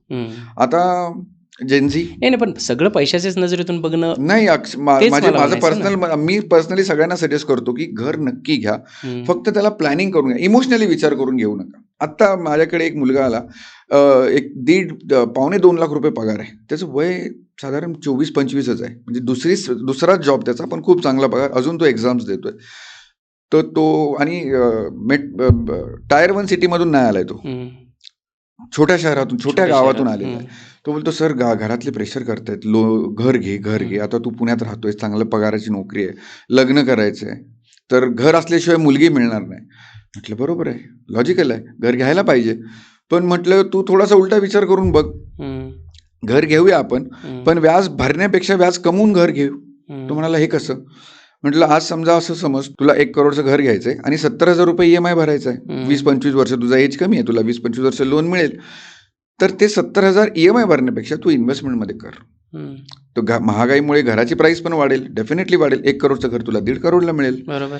पण 2 गोष्टी होतील. मी त्याला सांगितलं, 5 वर्ष विचार कर, लग्न कर, फक्त जे मी सांगतोय ते तुझ्या होणाऱ्या बायकोला किंवा सासू सासऱ्यांना सासू सासऱ्यांना कन्वे कर, सांगायचा प्रयत्न कर की मी 70,000 रुपये महिन्याला SIP मध्ये भरतोय. एका वर्षात भरणारे 8,40,000. 8,40,000. त्याची व्हॅल्यू जवळपास होते 64 लाख रुपये 5 वर्षात. आता ते 1 करोडचं घर 1.5 करोड झालं. म्हणजे लोन आजही जेवढं घ्यायला लागणार होतं तेवढंच घ्यायला लागेल. पण ह्याच्यात सगळ्यात इम्पॉर्टंट फॅक्टर हा झाला की तुझ्याकडे 64 लाख रुपये रेडी आहेत. तर होतंय काय, जिथे माझा EMI चालू होणार होता तिथे मी माझी 70,000ची SIP सुरू केली. 5 वर्षात मी 70,000च्या हिशोबाने 5 वर्षात भरतो साधारण 42 लाख रुपये. त्याची व्हॅल्यू होते 58 लाख रुपये. आता माझ्याकडे 58 लाख रुपये रेडी आहेत. लोन मला तेवढंच घ्यायला लागेल. पण सगळ्यात इम्पॉर्टंट फॅक्टर हा होता, आज माझं जे इन्कम आहे 5 वर्षानंतर त्याच्या कमीत कमी दुप्पट असेल. त्यावेळेस मी एकटा होतो, आता माझी बायको पण असेल. किंवा त्यावेळेस मी एकटी होते तर आता माझा नवरा पण असेल. आता आम्ही दोघं मिळून घर घेऊ. आता त्या 1 करोडचा 70,000 EMI ना खूप छोटा दिसेल. आता ह्या इमोशनली तुम्ही जर डिसिजन घेतला नाही तर तुम्ही प्रॅक्टिकली खूप चांगल्या पोझिशनला असता. आज 5 वर्षांनी मी माझं स्वतःचं घर घेतलं. तेच घर घेतलं जे 5 वर्षापूर्वी बघितलेलं, आज तेच घर घेतलं. माझं EMI जातोय, माझे इन्व्हेस्टमेंट जात आहेत किंवा मी सगळे पैसे काढून वापरले तरी चालणार आहे. आता मला काटकसर करायची गरज नाहीये. नवीन लग्न झाल्यानंतर पहिले किंवा लग्न व्हायच्या आधी ही कॉन्सेप्ट आहे की घर असल्याशिवाय मुलगी नाही देणार. पण तो माणूस 1 लाख पगारातले 60,000 जर EMI भरेल तर बाकीचा घर खर्च कसा. पण होतं काय ना की मी जेव्हा घर घेतो ना तर EMI वेळेवर जातात. पण तुम्ही जर मला सांगा 70,000चा घराचा हप्ता आणि अगेन्स्ट 70,000ची SIP. 70,000ची SIP करणारे 100 मधले 5 लोक सुद्धा नसतील. पण ज्यावेळेस घर घेतात त्यावेळेस 70,000चा हप्ता भरणारे 100 पैकी 100 भरावेच लागतात. हा फरक कोणाच्या लक्षात येत नाही. तो मला सुद्धा असं वाटतं ना की ते पेशन्स म्हणा किंवा ती जी शिस्त आहे ती होत नाही. हे मी लांब कशाला, मी माझं स्वतःच उदाहरण सांगेन. मी स्वतः 2018ला होम लोन घेतलं. त्यावेळेस माझी SIP हार्डली 15-20 हजाराची होती. आणि मी घर घेताना 68,000चा EMI मी नक्की केला. पण मी हे कॅल्क्युलेशन केलं नाही. म्हणजे त्यावेळेस मला लक्षात आलं नाही, कारण सांगणारं कोण नव्हतं. जसं आपण मगाशी म्हणालो ना की कोविड नंतर हे खूप चांगलं प्रकार झाला की सोशल मीडियामुळे लोकांना अवेअरनेस आला. लोक थोडं इन्व्हेस्टमेंटला चांगल्या नजरेने बघायला लागले. मला 2018ला सांगायला कोण नव्हतं की बाबा हे करू नकोस. मी ह्याच फील्डमध्ये आहे, मी हेच काम करतोय, मला दिसतंय कंपाऊंडिंग कसं काम करतंय. पण तरी पण हे थॉट प्रोसेस माझी नव्हती की बाबा मी तेवढ्याची इन्व्हेस्टमेंट चालू करतो, 2-3 वर्ष पैसे जमा करतो. पण ते मी सगळं लोन करूनच केलं. आणि ज्यावेळेस हे रिअलाईज झालं मला 2021-22ला, मी प्रीपेमेंटचा विचारच बंद करून टाकला. आता मी हसत EMI भरतो. जेवढ्याचं आता आज माझं जे इन्कम लेवल आहे, मी असं विचार करत होतो की लोन संपवूया. आता मी लोन संपवायचं, 20 वर्षाचं लोन मला 10 वर्ष करायचं, तर मला काय करायचं आहे, EMI डबल करायचं आहे. मी ते न करता त्या EMIची SIP सुरू केली. ओके. जसं मी सांगितलं की आता मला कंपाऊंडिंग कमवण्यामध्ये जास्त इंटरेस्ट आहे. तो किती इंटरेस्ट जातो ते बघायची गरज नाही आहे. दुसरं सगळ्यात इम्पॉर्टंट, प्री क्लोजर आपण बोलताना प्री क्लोजर आपण का नको सांगतो, तुम्ही त्या घराची व्हॅल्यू 0 झाली, तुमच्याकडे अमाऊंट शिल्लक काहीच नाही आहे. आज मी इथे कंपाऊंडिंग इंटरेस्टमुळे माझ्याकडे एक चांगला पोर्टफोलिओ रेडी झाला आहे. आता मला ती जॉब करायचे कंपल्शन नाही आहे. आता मला वाटेल तेव्हा मी माझं फायनान्शियल फ्रीडम अचीव केलेलं आहे. आता मी वाटेल तेव्हा रिझाईन करू शकतो. मी वाटेल तेव्हा सांगू शकतो बस आता मी पैसे कमवायला काम नाही करणार, आता मी स्वतःला बिझी ठेवायला काम करेन. कारण माझा एक पॅसिव्ह इन्कम सुरू झाला. हे फायनान्शियल फ्रीडम कधी येणार आहे, ज्यावेळेस मी एक इमोशनल डिसिजन न घेता थोडंसं प्रॅक्टिकल डिसिजन घेणार आहे. आज ही काळाची गरज आहे. स्वतःचं घर नक्की असावं, फक्त त्याला प्लॅन करून घ्या. आमचं स्ट्रॉंग सजेशन हे असतं की थोडंसं प्लॅन करून घ्या, थोडंसं प्रॅक्टिकल व्ह्यू देऊन घ्या. खूप छान. बरेच लोक इन्व्हेस्टमेंट करतात. SIP म्युच्युअल फंड तर आजकाल खूप लोक करतात. परंतु आपण इन्व्हेस्टमेंट करत असताना सुद्धा योग्य दिशेने चाललोय की नाही, योग्य डायरेक्शनने चाललोय की नाही, आपली नेटवर्थ बिल्ड होते की नाही, हे कसं ओळखायचं? नेटवर्कचं डेफिनेशन प्रत्येकाचं वेगळं वेगळं आहे. म्हणजे मी आज लोन घेऊन जर माझे चार प्रॉपर्टी आहेत आणि 4ही प्रॉपर्टीवर लोन चालू आहे, तर मी त्याला माझी नेटवर्क म्हणणार का? नाही, ती बँकेची नेटवर्क. ती बँकेची नेटवर्क आहे. आजच्या डेटला माझी डेथ झाली, ती प्रॉपर्टी कोणाची आहे? बँकेची. राहतं घर आहे, मी एकटाच कमवतो आहे, माझी फॅमिली माझ्यावर डिपेंडंट आहे, किंवा नवरा बायको दोघं कमवत आहेत आणि त्यातल्या एकाची डेथ झाली, मी नेटवर्क बनवली की लायबिलिटी बनवली? लायबिलिटीज. त्याच्यामुळे आम्ही जेव्हा त्या फायनान्शियल प्लॅनिंगच्या कॉन्सेप्टने जातो त्याला सगळ्यात पहिला प्रायोरिटी देतो term insurance, life insurance. Life insurance किती घ्यावा ह्याला पण कॅल्क्युलेशन आहे. ह्याला एक ह्युमन लाईफ व्हॅल्यूचा फॉर्म्युला आहे. किती घ्यावा? तुमच्या इन्कमच्या कमीत कमी 2.5 पट, वर्षाच्या इन्कमच्या, आत्ताच्या इन्कमच्या 2.5 पट तो दर वर्षाला रिव्ह्यू करायचा आहे आणि अपग्रेड करायचा आहे. ओके. सोपं कॅल्क्युलेशन सांगतो. समजा माझं महिन्याचा खर्च फॅमिलीचा 50,000 रुपये किंवा माझं महिन्याचं इन्कम 50,000 रुपये, तर मला किती टर्म इन्शुरन्सची गरज आहे? स्टँडर्ड कॅल्क्युलेशन असं आहे की मला 1 करोडच्या टर्म इन्शुरन्सची गरज आहे. का? माझ्या बायकोने, समजा ती माझ्यावर डिपेंडंट आहे, तिने तिचं जॉब करिअर सॅक्रिफाईस केलं माझ्या बिझनेससाठी आणि आता तिची जबाबदारी पण माझीच आहे. माझं महिन्याचं इन्कम 50,000 आहे, माझी डेथ झाली, इन्कम बंद झालं, माझ्या नॉमिनीला 1 करोड रुपये मिळाले. तिने financial planning, mutual fund, SWP हे सगळं न बघता ते पैसे घेतले आणि सेफमध्ये बँकेत FD केली. किती व्याज मिळेल? साधारण 6-6.5%. 6% म्हणजे वर्षाला किती झाले? 1 करोडचे असतील तर 6 लाख. 6 लाख. महिन्याला 50,000 रुपये. This is called replacement of income. पण हा फॉर्म्युला लॉंग टर्ममध्ये सक्सेसफुल नाहीये. त्याचं कारण असं आहे की आपल्याकडे इंटरेस्ट रेट हा डाऊन साईड चालला आहे. अच्छा. मी ज्यावेळेस करिअर सुरू केलं होतं त्यावेळेस मार्केटमध्ये बँकेच FDचा दर 12-13%, 14% होता. आज तो किती आहे? 6-6.5%. इथून पुढच्या 10 वर्षात तो वर जाईल का खाली जाईल? खाली. त्याच्यामुळे हा फॉर्म्युला सक्सेसफुल नाहीये. मग मला माझं इन्कम, फ्युचर इन्कम, त्याच्यात बरेच फॉर्म्युला आहेत. त्याच्यासाठी तो फायनान्शियल प्लॅनरवर बसून कॅल्क्युलेट करणं हा सगळ्यात सोपा मार्ग आहे. आपण टर्म इन्शुरन्सबद्दल बोलत होतो. मी स्वतः जेव्हा टर्म इन्शुरन्स घेत होतो माझ्यासमोर 2 प्लॅन दिले होते त्यांनी. एक तर प्लेन टर्म इन्शुरन्स होता आणि एक टर्म इन्शुरन्स विथ इन्व्हेस्टमेंट. म्हणजे तुम्ही ठीक आहे, तुम्ही जगलात तर तुम्हाला पैसे मिळणार आहेत आणि तुम्ही गेलात तरी जास्त मिळणार आहेत, असं. त्यातला कुठला घेतला पाहिजे? टर्म इन्शुरन्स ही कॉन्सेप्ट जेव्हा सुरू झाली ना तेव्हा फक्त प्लेन टर्म इन्शुरन्सच होता. म्हणजे फक्त डेथ झाली तरच पैसे. त्याच्यात भरपूर व्हरायटीज आत्ता आल्यात. माझं लग्न झालं तेव्हा मी बायकोकडे 2 फॉर्म घेऊन गेलो होतो. एक टर्म इन्शुरन्सचा होता आणि एक म्युच्युअल फंड SIPचा होता. तिला सांगितलं जर मी जगलो तर आपल्याला ही SIP पैसे देणार आहे, जर मी नाही राहिलो तर माझ्या नंतर माझ्या इन्कमची काळजी हा टर्म इन्शुरन्स घेणार आहे. त्यामुळे हे 2 फॉर्म खूप इम्पॉर्टंट होते. आता तुम्ही म्हणताय की टर्म इन्शुरन्स कोणता घ्यायला हवा, विथ रिटर्नवाला? आम्ही सांगतो दोघांचं कॉम्बिनेशन चांगलं आहे. कारण प्रीमियम वाढतो तुमचा. Term insurance, plain term insurance घेता तर प्रीमियम कमी असतो. आता हे बऱ्याचदा तुम्ही जर बँकेतनं घेत असाल किंवा ऑनलाईन प्लॅटफॉर्मवरून जर तुम्ही पॉलिसी घ्यायला गेलात तर ते तुम्हाला फोर्सफुली सांगतात की रिटर्नवाला घ्या, कारण त्याचा प्रीमियम वाढतो. सेल करणाऱ्याचा टार्गेट जास्त मिळतं, त्यांना पॉईंट्स, इन्सेंटिव्ह ते काय जास्त मिळतात.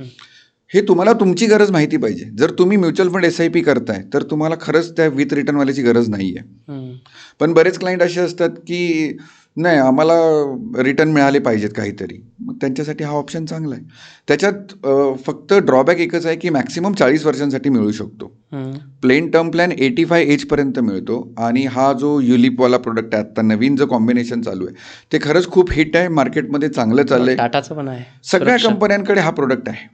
सगळ्या कंपन्यांकडे टर्म प्लस युलिप ह्याचं कॉम्बिनेशनवाला प्रोडक्ट चांगलं आहे आणि तो हिट आहे. लोकांना चांगले रिटर्न्स मिळतात कारण त्याच्यात एक पार्ट अमाऊंट मार्केटमध्ये इन्व्हेस्ट सुद्धा होते आणि ते आपला कंट्रोल आहे त्याच्यावरती. 5 वर्षाचं लॉक इन आहे. त्याच्यानंतर तुम्ही हे वाक्य म्हणू शकता की आपला कंट्रोल आहे. नाही, कुठे इन्व्हेस्ट करायचं हे आपला कंट्रोल आहे. Large cap, mid cap, multi cap असा तुम्ही त्याच्यात सुद्धा ऑप्शन चूज करू शकताय. टर्म इन्शुरन्स आणि SIP मध्ये सगळ्यात मोठा फरक हा आहे की त्याच्यात चार्जेस थोडे जास्त आहेत टर्म इन्शुरन्समध्ये. म्युच्युअल फंडमध्ये चार्जेस कम्पॅरेटिव्हली खूप कमी आहेत. पण आता जर मी असं विचारलं की टर्म इन्शुरन्सचा, प्लेन टर्म इन्शुरन्सचा EMI हा 2,000 आहे आणि याचा EMI 6,000 आहे. ओके, पण मला त्या 6,000चे रिटर्न्स मिळणार आहेत जेवढे प्लेन SIP मध्ये, म्युच्युअल फंडमध्ये मिळतात तेवढेच मिळतात की काही कमी आहे? माझ्या कॅल्क्युलेशनप्रमाणे SIP मध्ये त्या 4,000चे रिटर्न जास्त मिळतील. 4,000 म्हणजे जो डिफरन्स आहे, 2,000 आणि 6,000 मधला जो डिफरन्स आहे. म्हणजे 2,000 रुपये मी जर टर्म इन्शुरन्ससाठी भरले आणि 4,000 रुपयाची SIP केली तर युलिपमध्ये जेवढे रिटर्न्स मिळतील, समजा दोघांनी 12% रिटर्न दिले, युलिपने पण 12% दिले आणि म्युच्युअल फंड SIPने पण 12% रिटर्न दिले, तरी पण ह्याचे रिटर्न्स थोडे जास्त होतील. त्याचं कारण आहे ह्याच्या चार्जेसमध्ये तुमचे नंबर ऑफ युनिट्स कमी होत जातात. Okay. Allocation charges, mortality charges. तुम्हाला जेव्हा तुम्ही 6,000 भरताय तेव्हा तुम्हाला 1 करोडचा इन्शुरन्स मिळतोय. 1 करोडच्या इन्शुरन्ससाठी जे पैसे जाणार आहेत त्याला मॉर्टॅलिटी म्हणतात. त्याचे पण पैसे तुमच्या प्रीमियममधूनच ॲडजस्ट होत आहेत. Fund management charges, policy administration charges असे बरेच चार्जेस असतात. त्याचे पैसे तुमच्या प्रीमियममधून ॲडजस्ट होत आहेत. बरोबर. आणि ते चार्जेस म्युच्युअल फंडच्या एक्सपेन्स रेशोपेक्षा जास्त आहेत. त्यामुळे म्युच्युअल फंडमध्ये दोघांनी 12% जरी रिटर्न दिले तरी म्युच्युअल फंडचा SIP तुम्हाला जास्त रिटर्न देऊ शकतो. खूप छान आहे. SWP बद्दल बोलणार होतो आपण. येस, हा एक सगळ्यात महत्त्वाचा विषय आहे. काय झालं आहे, माझ्या आईबाबांनी, माझ्या आजी आजोबांनी कधीही म्युच्युअल फंड ऑप्शन एक्सप्लोअर केलेला नाही. SWP आत्ता म्युच्युअल फंड सह्ये कॅम्पेन नंतर खूप हिट झाला. 1-2 वर्षातच गेल्या आत्ता लोक जेव्हा ब्रँडिंग करायला लागले, सगळे फंड हाऊसेस त्याला मार्केटिंग करायला लागले, तेव्हा लोकांना कळायला लागलं की हा काय आहे प्रकार. SWP सिस्टमॅटिक विड्रॉल प्लॅन हा स्वतःचा एक passive income, retirement income, pension income ह्याच्यासाठी सगळ्यात चांगला मार्ग म्हणजे SWP सिस्टमॅटिक विड्रॉल प्लॅन. फक्त एकच गोष्ट हवी तुमच्याकडे, 3 ते 5 वर्षाचा पेशन्स हवा. कॅपिटल तुम्ही तुमच्या चॉईसने घेऊ शकता. म्हणजे आता तुम्हाला एक सगळ्यात चांगला एक्झाम्पल सांगतो. माझ्याकडे एक डेटा होता, त्याच्यात असं सांगितलं होतं, त्या डेटामध्ये ॲक्च्युअल कॅल्क्युलेशन आहे एका फंडचं. 1/1/2014 साली मी 30 लाख रुपये मला रिटायरमेंटसाठी मिळाले. आता माझ्याकडे 2 ऑप्शन आहेत. एक बँक FD जी मला साधारण 9-9.5% देत होती आजपासून 10 वर्षापूर्वी, आणि मी म्युच्युअल फंडमध्ये जर SWP प्रकारात गेलो. ह्या दोघांचं कम्पॅरिझन सांगतो. FD मी राऊंड फिगर 10% कॅल्क्युलेशन करूया की मला 10% इंटरेस्ट मिळतो आणि मी महिन्याला त्याचं व्याज विड्रॉ करतो ॲज अ मंथली इन्कम. बरोबर. म्हणजे 30 लाखाचे 10% होतात 3,000 रुपये. सॉरी, 30 लाखाचे 10% होतात 3 लाख, महिन्याला 25,000 रुपये. 10 वर्षापूर्वी 25,000 आकडा खूप चांगला होता रिटायरमेंटसाठी. म्हणजे मी आणि माझी बायको, रिटायरमेंट म्हणजे मी आणि माझी बायको, नो लोन, नो लायबिलिटी, मुलं आपल्या पायावर सेटल आहेत. आता आम्हाला दोघांना फक्त जगायचे. 25,000 चांगला आकडा होता. 10 वर्षात तो आकडा कमी झाला असेल का वाढला असेल? जो खर्चाचा 25,000 आहे तो वाढला. मला बँकेची FD 9-9.5% देत होती, आज किती देते? 6%. म्हणजे जिथे 3 लाख मिळत होते आज 1,80,000 मिळत आहेत. जिथे 25,000 मिळत होते तिथे 15,000 रुपये मिळत आहेत 1,80,000च्या हिशोबाने. आणि माझा तो खर्च होता 25,000, तो आता कमीत कमी 40,000 झाला असेल महागाईप्रमाणे. म्हणजे जिथे मला 40,000ची गरज आहे तिथे माझं इन्कम वाढायच्या ऐवजी कमी झालं, 15,000 झालं. दुसरं सगळ्यात मोठा ड्रॉबॅक, 10 वर्षापूर्वी पुण्यात 30 लाखात 1 BHK आला असता. आज येईल? आज नाही. काय झालं? 30 लाख तर 30च लाख आहेत. त्यावेळेस 30 लाख होते, आज ते 30 लाख झालेत. म्हणजे पैशाचं व्हॅल्युएशन कमी झालं. महागाईमुळे, इन्फ्लेशनमुळे त्या पैशाचं व्हॅल्युएशन कमी झाले. प्रत्येक इन्व्हेस्टर, प्रत्येक रिटायर्ड माणूस, माझ्या आईबाबांच्या पिढीतले लोक, माझ्या आजोबांच्या पिढीतले लोक, महागाई शब्द त्यांना माहितीच नव्हता. कारण लाईफस्टाईल तसं नव्हतं, इंटरनेट नव्हतं, महागाई शब्द माहितीच नव्हता. आता दुसरं एक्झाम्पल, म्युच्युअल फंड मी SWP मध्ये टाकले 30 लाख रुपये. त्यावेळेस मी त्यांना सांगितलं की बँक तुम्हाला 9-9.5% देते ना, पण मुद्दल नाही वाढवणार आहे. मी तुम्हाला मुद्दल पण वाढवून देईन, पण 8% विड्रॉल घ्या. 8%नी किती होतात? 8-24, 2,40,000 वर्षाला. महिन्याला 20,000 रुपये. महिन्याला 20,000 रुपये मी 10 वर्ष विड्रॉल घेतले. FDचं पण एक्झाम्पल 10 वर्ष घेतलं. किती विड्रॉल गेले मी? 20,000 एका महिन्याला, एका वर्षात 2,40,000, 10 वर्षात 24 लाख. 30 लाख टाकले, 24 लाख काढले. त्यात 30 लाखाची व्हॅल्यू होती 68 लाख रुपये. 24 लाख देऊन त्या 30 लाखाची व्हॅल्यू झाली 68 लाख रुपये. This is the magic of compounding. Compounding हा प्रकार इन्फ्लेशनला बीट करून रिटर्न देतो. हा प्रकार लोकांना माहिती नाही आहे आणि कदाचित इंटरनेटमुळे ते स्प्रेड नाही झालं नॉलेज. SWP अजूनही लोकांना माहीत नाही, बऱ्याच लोकांना, खूप लोकांना. आणि बरेच लोकांच्या मिसकन्सेप्शन आहेत. म्हणजे आमच्याकडे लोक येताना विचारतात, सर मला SIP करायचे, पण मी असं ऐकलं आहे की ते व्हिडिओमध्ये बघितलं, यूट्यूबचा एक व्हिडिओ बघितला होता, SIP पेक्षा SWP खूप चांगली आहे. ती बेसिक कॉन्सेप्टच माहिती नाही. म्हणून तर तुम्हाला फायनान्शियल प्लॅनरची गरज आहे की तुम्ही जाऊन तुमचे प्रश्न तर विचारा, तुमची गरज तर सांगा. तो समोर बसलाय, तो एक्सपर्ट आहे त्याच्या फील्डमध्ये, त्याला खूप वर्षांचं नॉलेज आहे. एक मित्राला ना फायनान्शियल प्लॅनर बनवू नका, फायनान्शियल प्लॅनरला मित्र बनवा. मी काय करतोय, माझ्या ऑफिसमध्ये आजूबाजूला सगळे कलिग्ज आहेत, त्यांचं ऐकून मी काहीतरी इन्व्हेस्टमेंट सुरू करतोय. मी त्या मित्राला फायनान्शियल प्लॅनर, त्याने एक स्कीम घेतली होती 3 वर्षापूर्वी, त्याचे रिटर्न्स त्याने मला दाखवले, खूप चांगले आहेत. मी पण ती स्कीम आज घेतली. आजपासून 10 वर्षांनी दोघांचे रिटर्न्स वेगळे असतील त्याच स्कीमचे. मित्राला फायनान्शियल प्लॅनर बनवू नका, फायनान्शियल प्लॅनरला मित्र बनवा, तर तुमची आणि त्याची दोघांची ग्रोथ होईल. शेवटचे 2 प्रश्न घेऊयात आपण. एक काय होतं, जसं फायनान्शियल प्लॅनिंग म्हणतो, तर मला तरी बॅलन्स दिसतो. मला आयुष्यात प्रत्येक ठिकाणी बॅलन्स पाहिजे, की आपण सुरुवातीलाच जसं म्हटलं, की आपण काही लोक आहेत ते फक्त इन्व्हेस्टमेंट करतात, काही लोक आहेत फक्त खर्च करतात, उद्याची चिंता न करणारे आणि फक्त उद्याची चिंता करणारे, अशा 2 टाईपचे लोक आहेत. पण मला असं वाटतं, की हे दोन्हींच्या मधला पार्ट आजही जगलं पाहिजे आणि उद्यासाठी सुद्धा वाचवलं पाहिजे. याच्यासाठी एक आपण एक्झाम्पल घेऊयात, की एका XYZ व्यक्तीला 1,00,000 रुपये पगार आहे. तर 1,00,000 मग त्या रेशोमध्ये प्रेक्षक आपले कॅल्क्युलेट करू शकतील. तर 1,00,000 पगार कसा त्याने यूज केला पाहिजे, वापरला पाहिजे, वाचवला पाहिजे आणि वाढवला पाहिजे? खूप चांगला प्रश्न विचारला राज. हा जवळपास प्रत्येकाचा प्रश्न असू शकतो.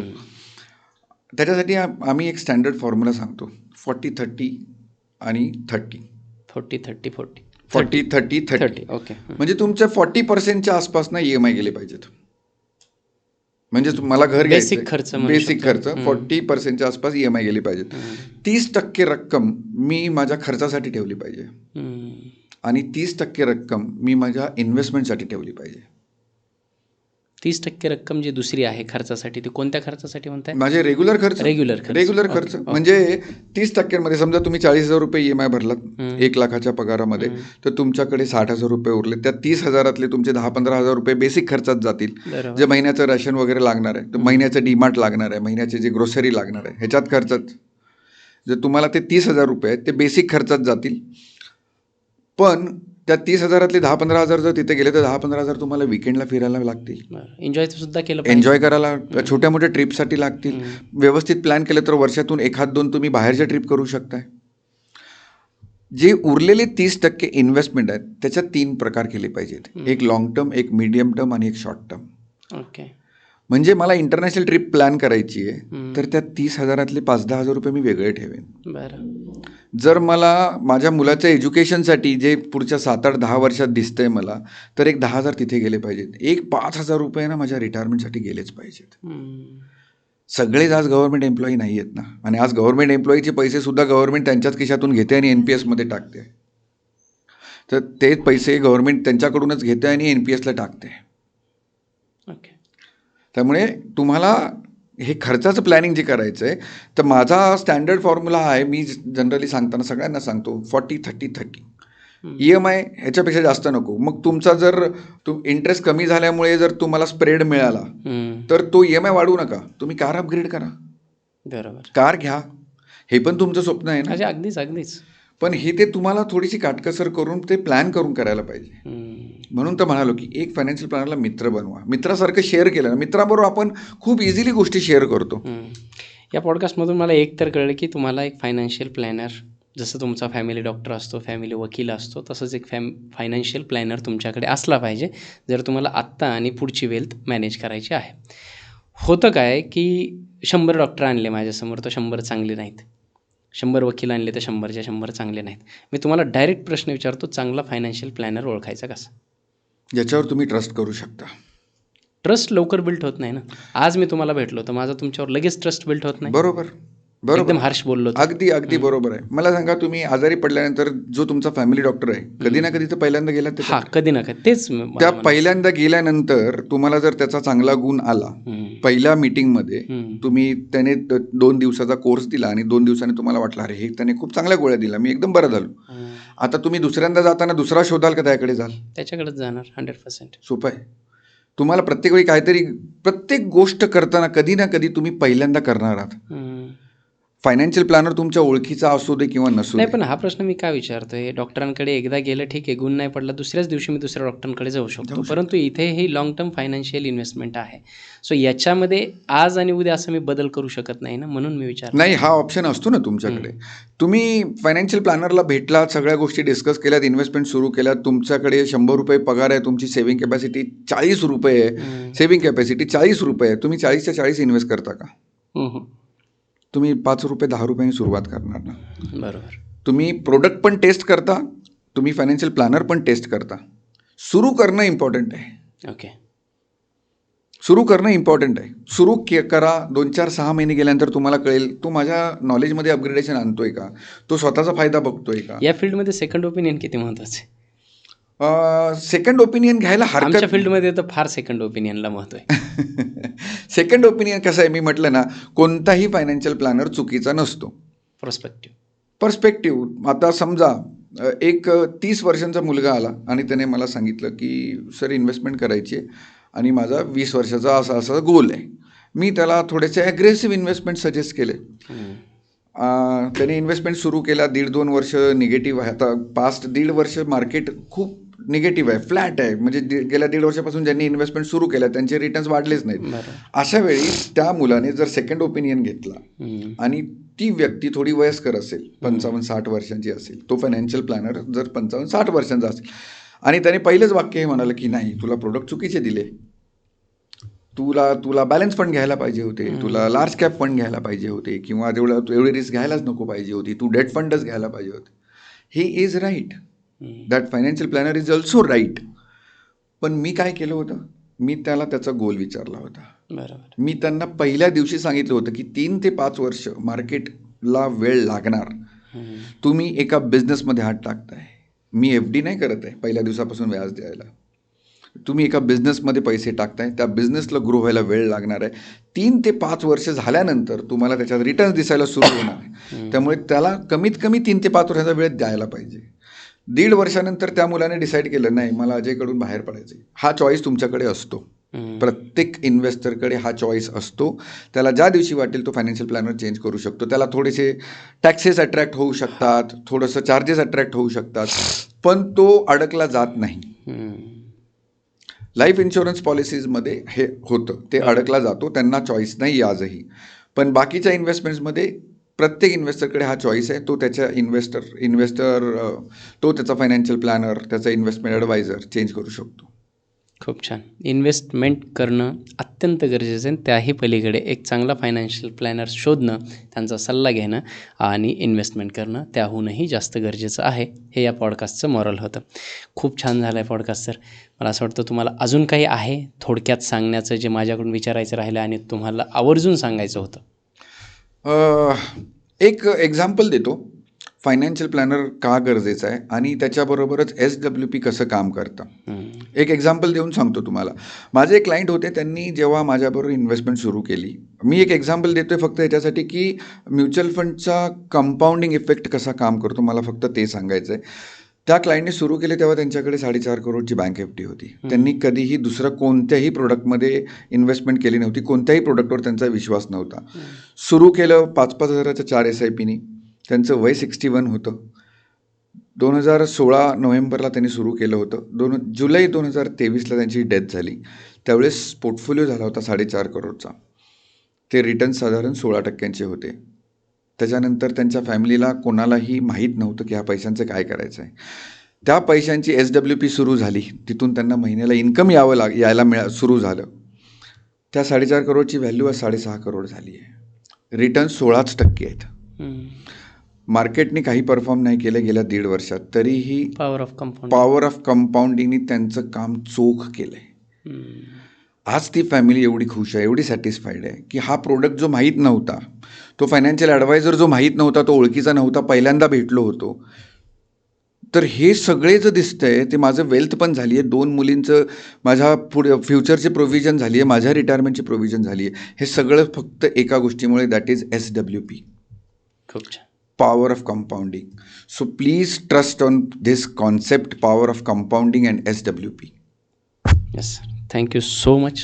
खूप सुंदर पॉडकास्ट झाला सर. काहीही मनात, काहीही डोक्यात प्रश्न नसताना आपण बोलत गेलो, प्रश्नाची उत्तरं मिळत गेले आणि हा पॉडकास्ट मला स्वतःलासुद्धा खूप जास्त व्हॅल्यू देणारा ठरलेला आहे. प्रेक्षकांना आपण विचारूयात, तुम्हाला कसं वाटलं हे नक्कीच सांगा. लाईक करायचंच आहे. कमेंट करून सांगा. या रिलेटेड तुम्हाला कुठलेही प्रश्न तुमच्या डोक्यात येत असतील तर ते कमेंट करा. आपण सरांना ते पुन्हा विचारूयात. आणि मला असं वाटतं की आज आमची जी चर्चा झाली त्याच्यातून मला एक गोष्ट कळली की आज सरांचा डेब्यू होता राजमंचावरती. तो डेब्यू नाही, इथून पुढे खूप सारे पॉडकास्ट आपले होणार आहेत. त्यामुळे कुठल्या विषयावर पॉडकास्ट घ्यायचे याची लिगेसी मी तुमच्याकडे देतो, तुम्हाला त्याचं हे देतो. कुठल्या विषयावर करायचे तुम्ही सांगा. इथून पुढे तुम्हाला इतरही विषयावर कुठल्या विषयावर पॉडकास्ट पाहिजेत, कुठल्या गेस्टसोबत पाहिजेत ते सुद्धा नक्की कळवा. लिस्ट दिली तरी हरकत नाही, आपण त्या गेस्टला या मंचावरती आणण्याचा नक्कीच प्रयत्न करूयात. राहिलं महत्त्वाचं, सबस्क्राईब करायला विसरू नका. एक सबस्क्राईब तुमचा आम्हाला असेच अनेक पॉडकास्ट करायला बळ देतो. आणि सर्वात महत्त्वाचं, जे आपल्याला चांगलं कळतं, माहीत होतं, ऐकलं जातं, बघितलं जातं, ते इतरांपर्यंत पोहोचवणं हे आजच्या काळातलं सगळ्यात मोठं पुण्य आहे. म्हणून शेअर करायला विसरू नका. सर, कसं वाटलं तुम्हाला? डॉक्टर राज, मी तुमचं मनापासून धन्यवाद करेन. आम्हाला मनापासून असं वाटतं की ही मॅक्सिमम मराठी लोकांपर्यंत हे पोचलं पाहिजे. मराठी लोक अजूनही थोडे कचरतात, थोडेसे घाबरतात. मार्केट म्हटले की भीती येते पहिली. पण आम्ही खूप डेस्परेटली सांगत असतो लोकांना की प्लीज ह्याच्याकडे बघा, आता ह्याच्याशिवाय पर्याय नाही आहे. रिस्क न घेणं ही रिस्क झाली आहे आत्ता. हा काळ बदलला आहे.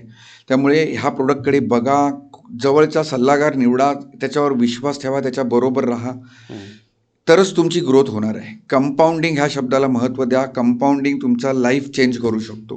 ह्या शब्दाला महत्त्व द्या. एका माणसावर विश्वास ठेवा आणि त्याच्याबरोबर राहा. जवळचा फायनान्शियल प्लॅनर निवडा, पण प्लीज ह्या प्रोडक्टकडे लक्ष द्या. तुम्ही ही संधी दिलीत. आम्ही खूप लोकांपर्यंत आम्हाला पोचायचं असतं. आज ह्या पॉडकास्टच्या माध्यमातून आम्ही तुमच्या व्ह्युअर्सपर्यंत, तुमच्या प्रेक्षकांपर्यंत पोहोचतोय. तुम्ही ही संधी दिली त्याबद्दल मनापासून धन्यवाद. Thank you so much sir. Thank you. Thank you.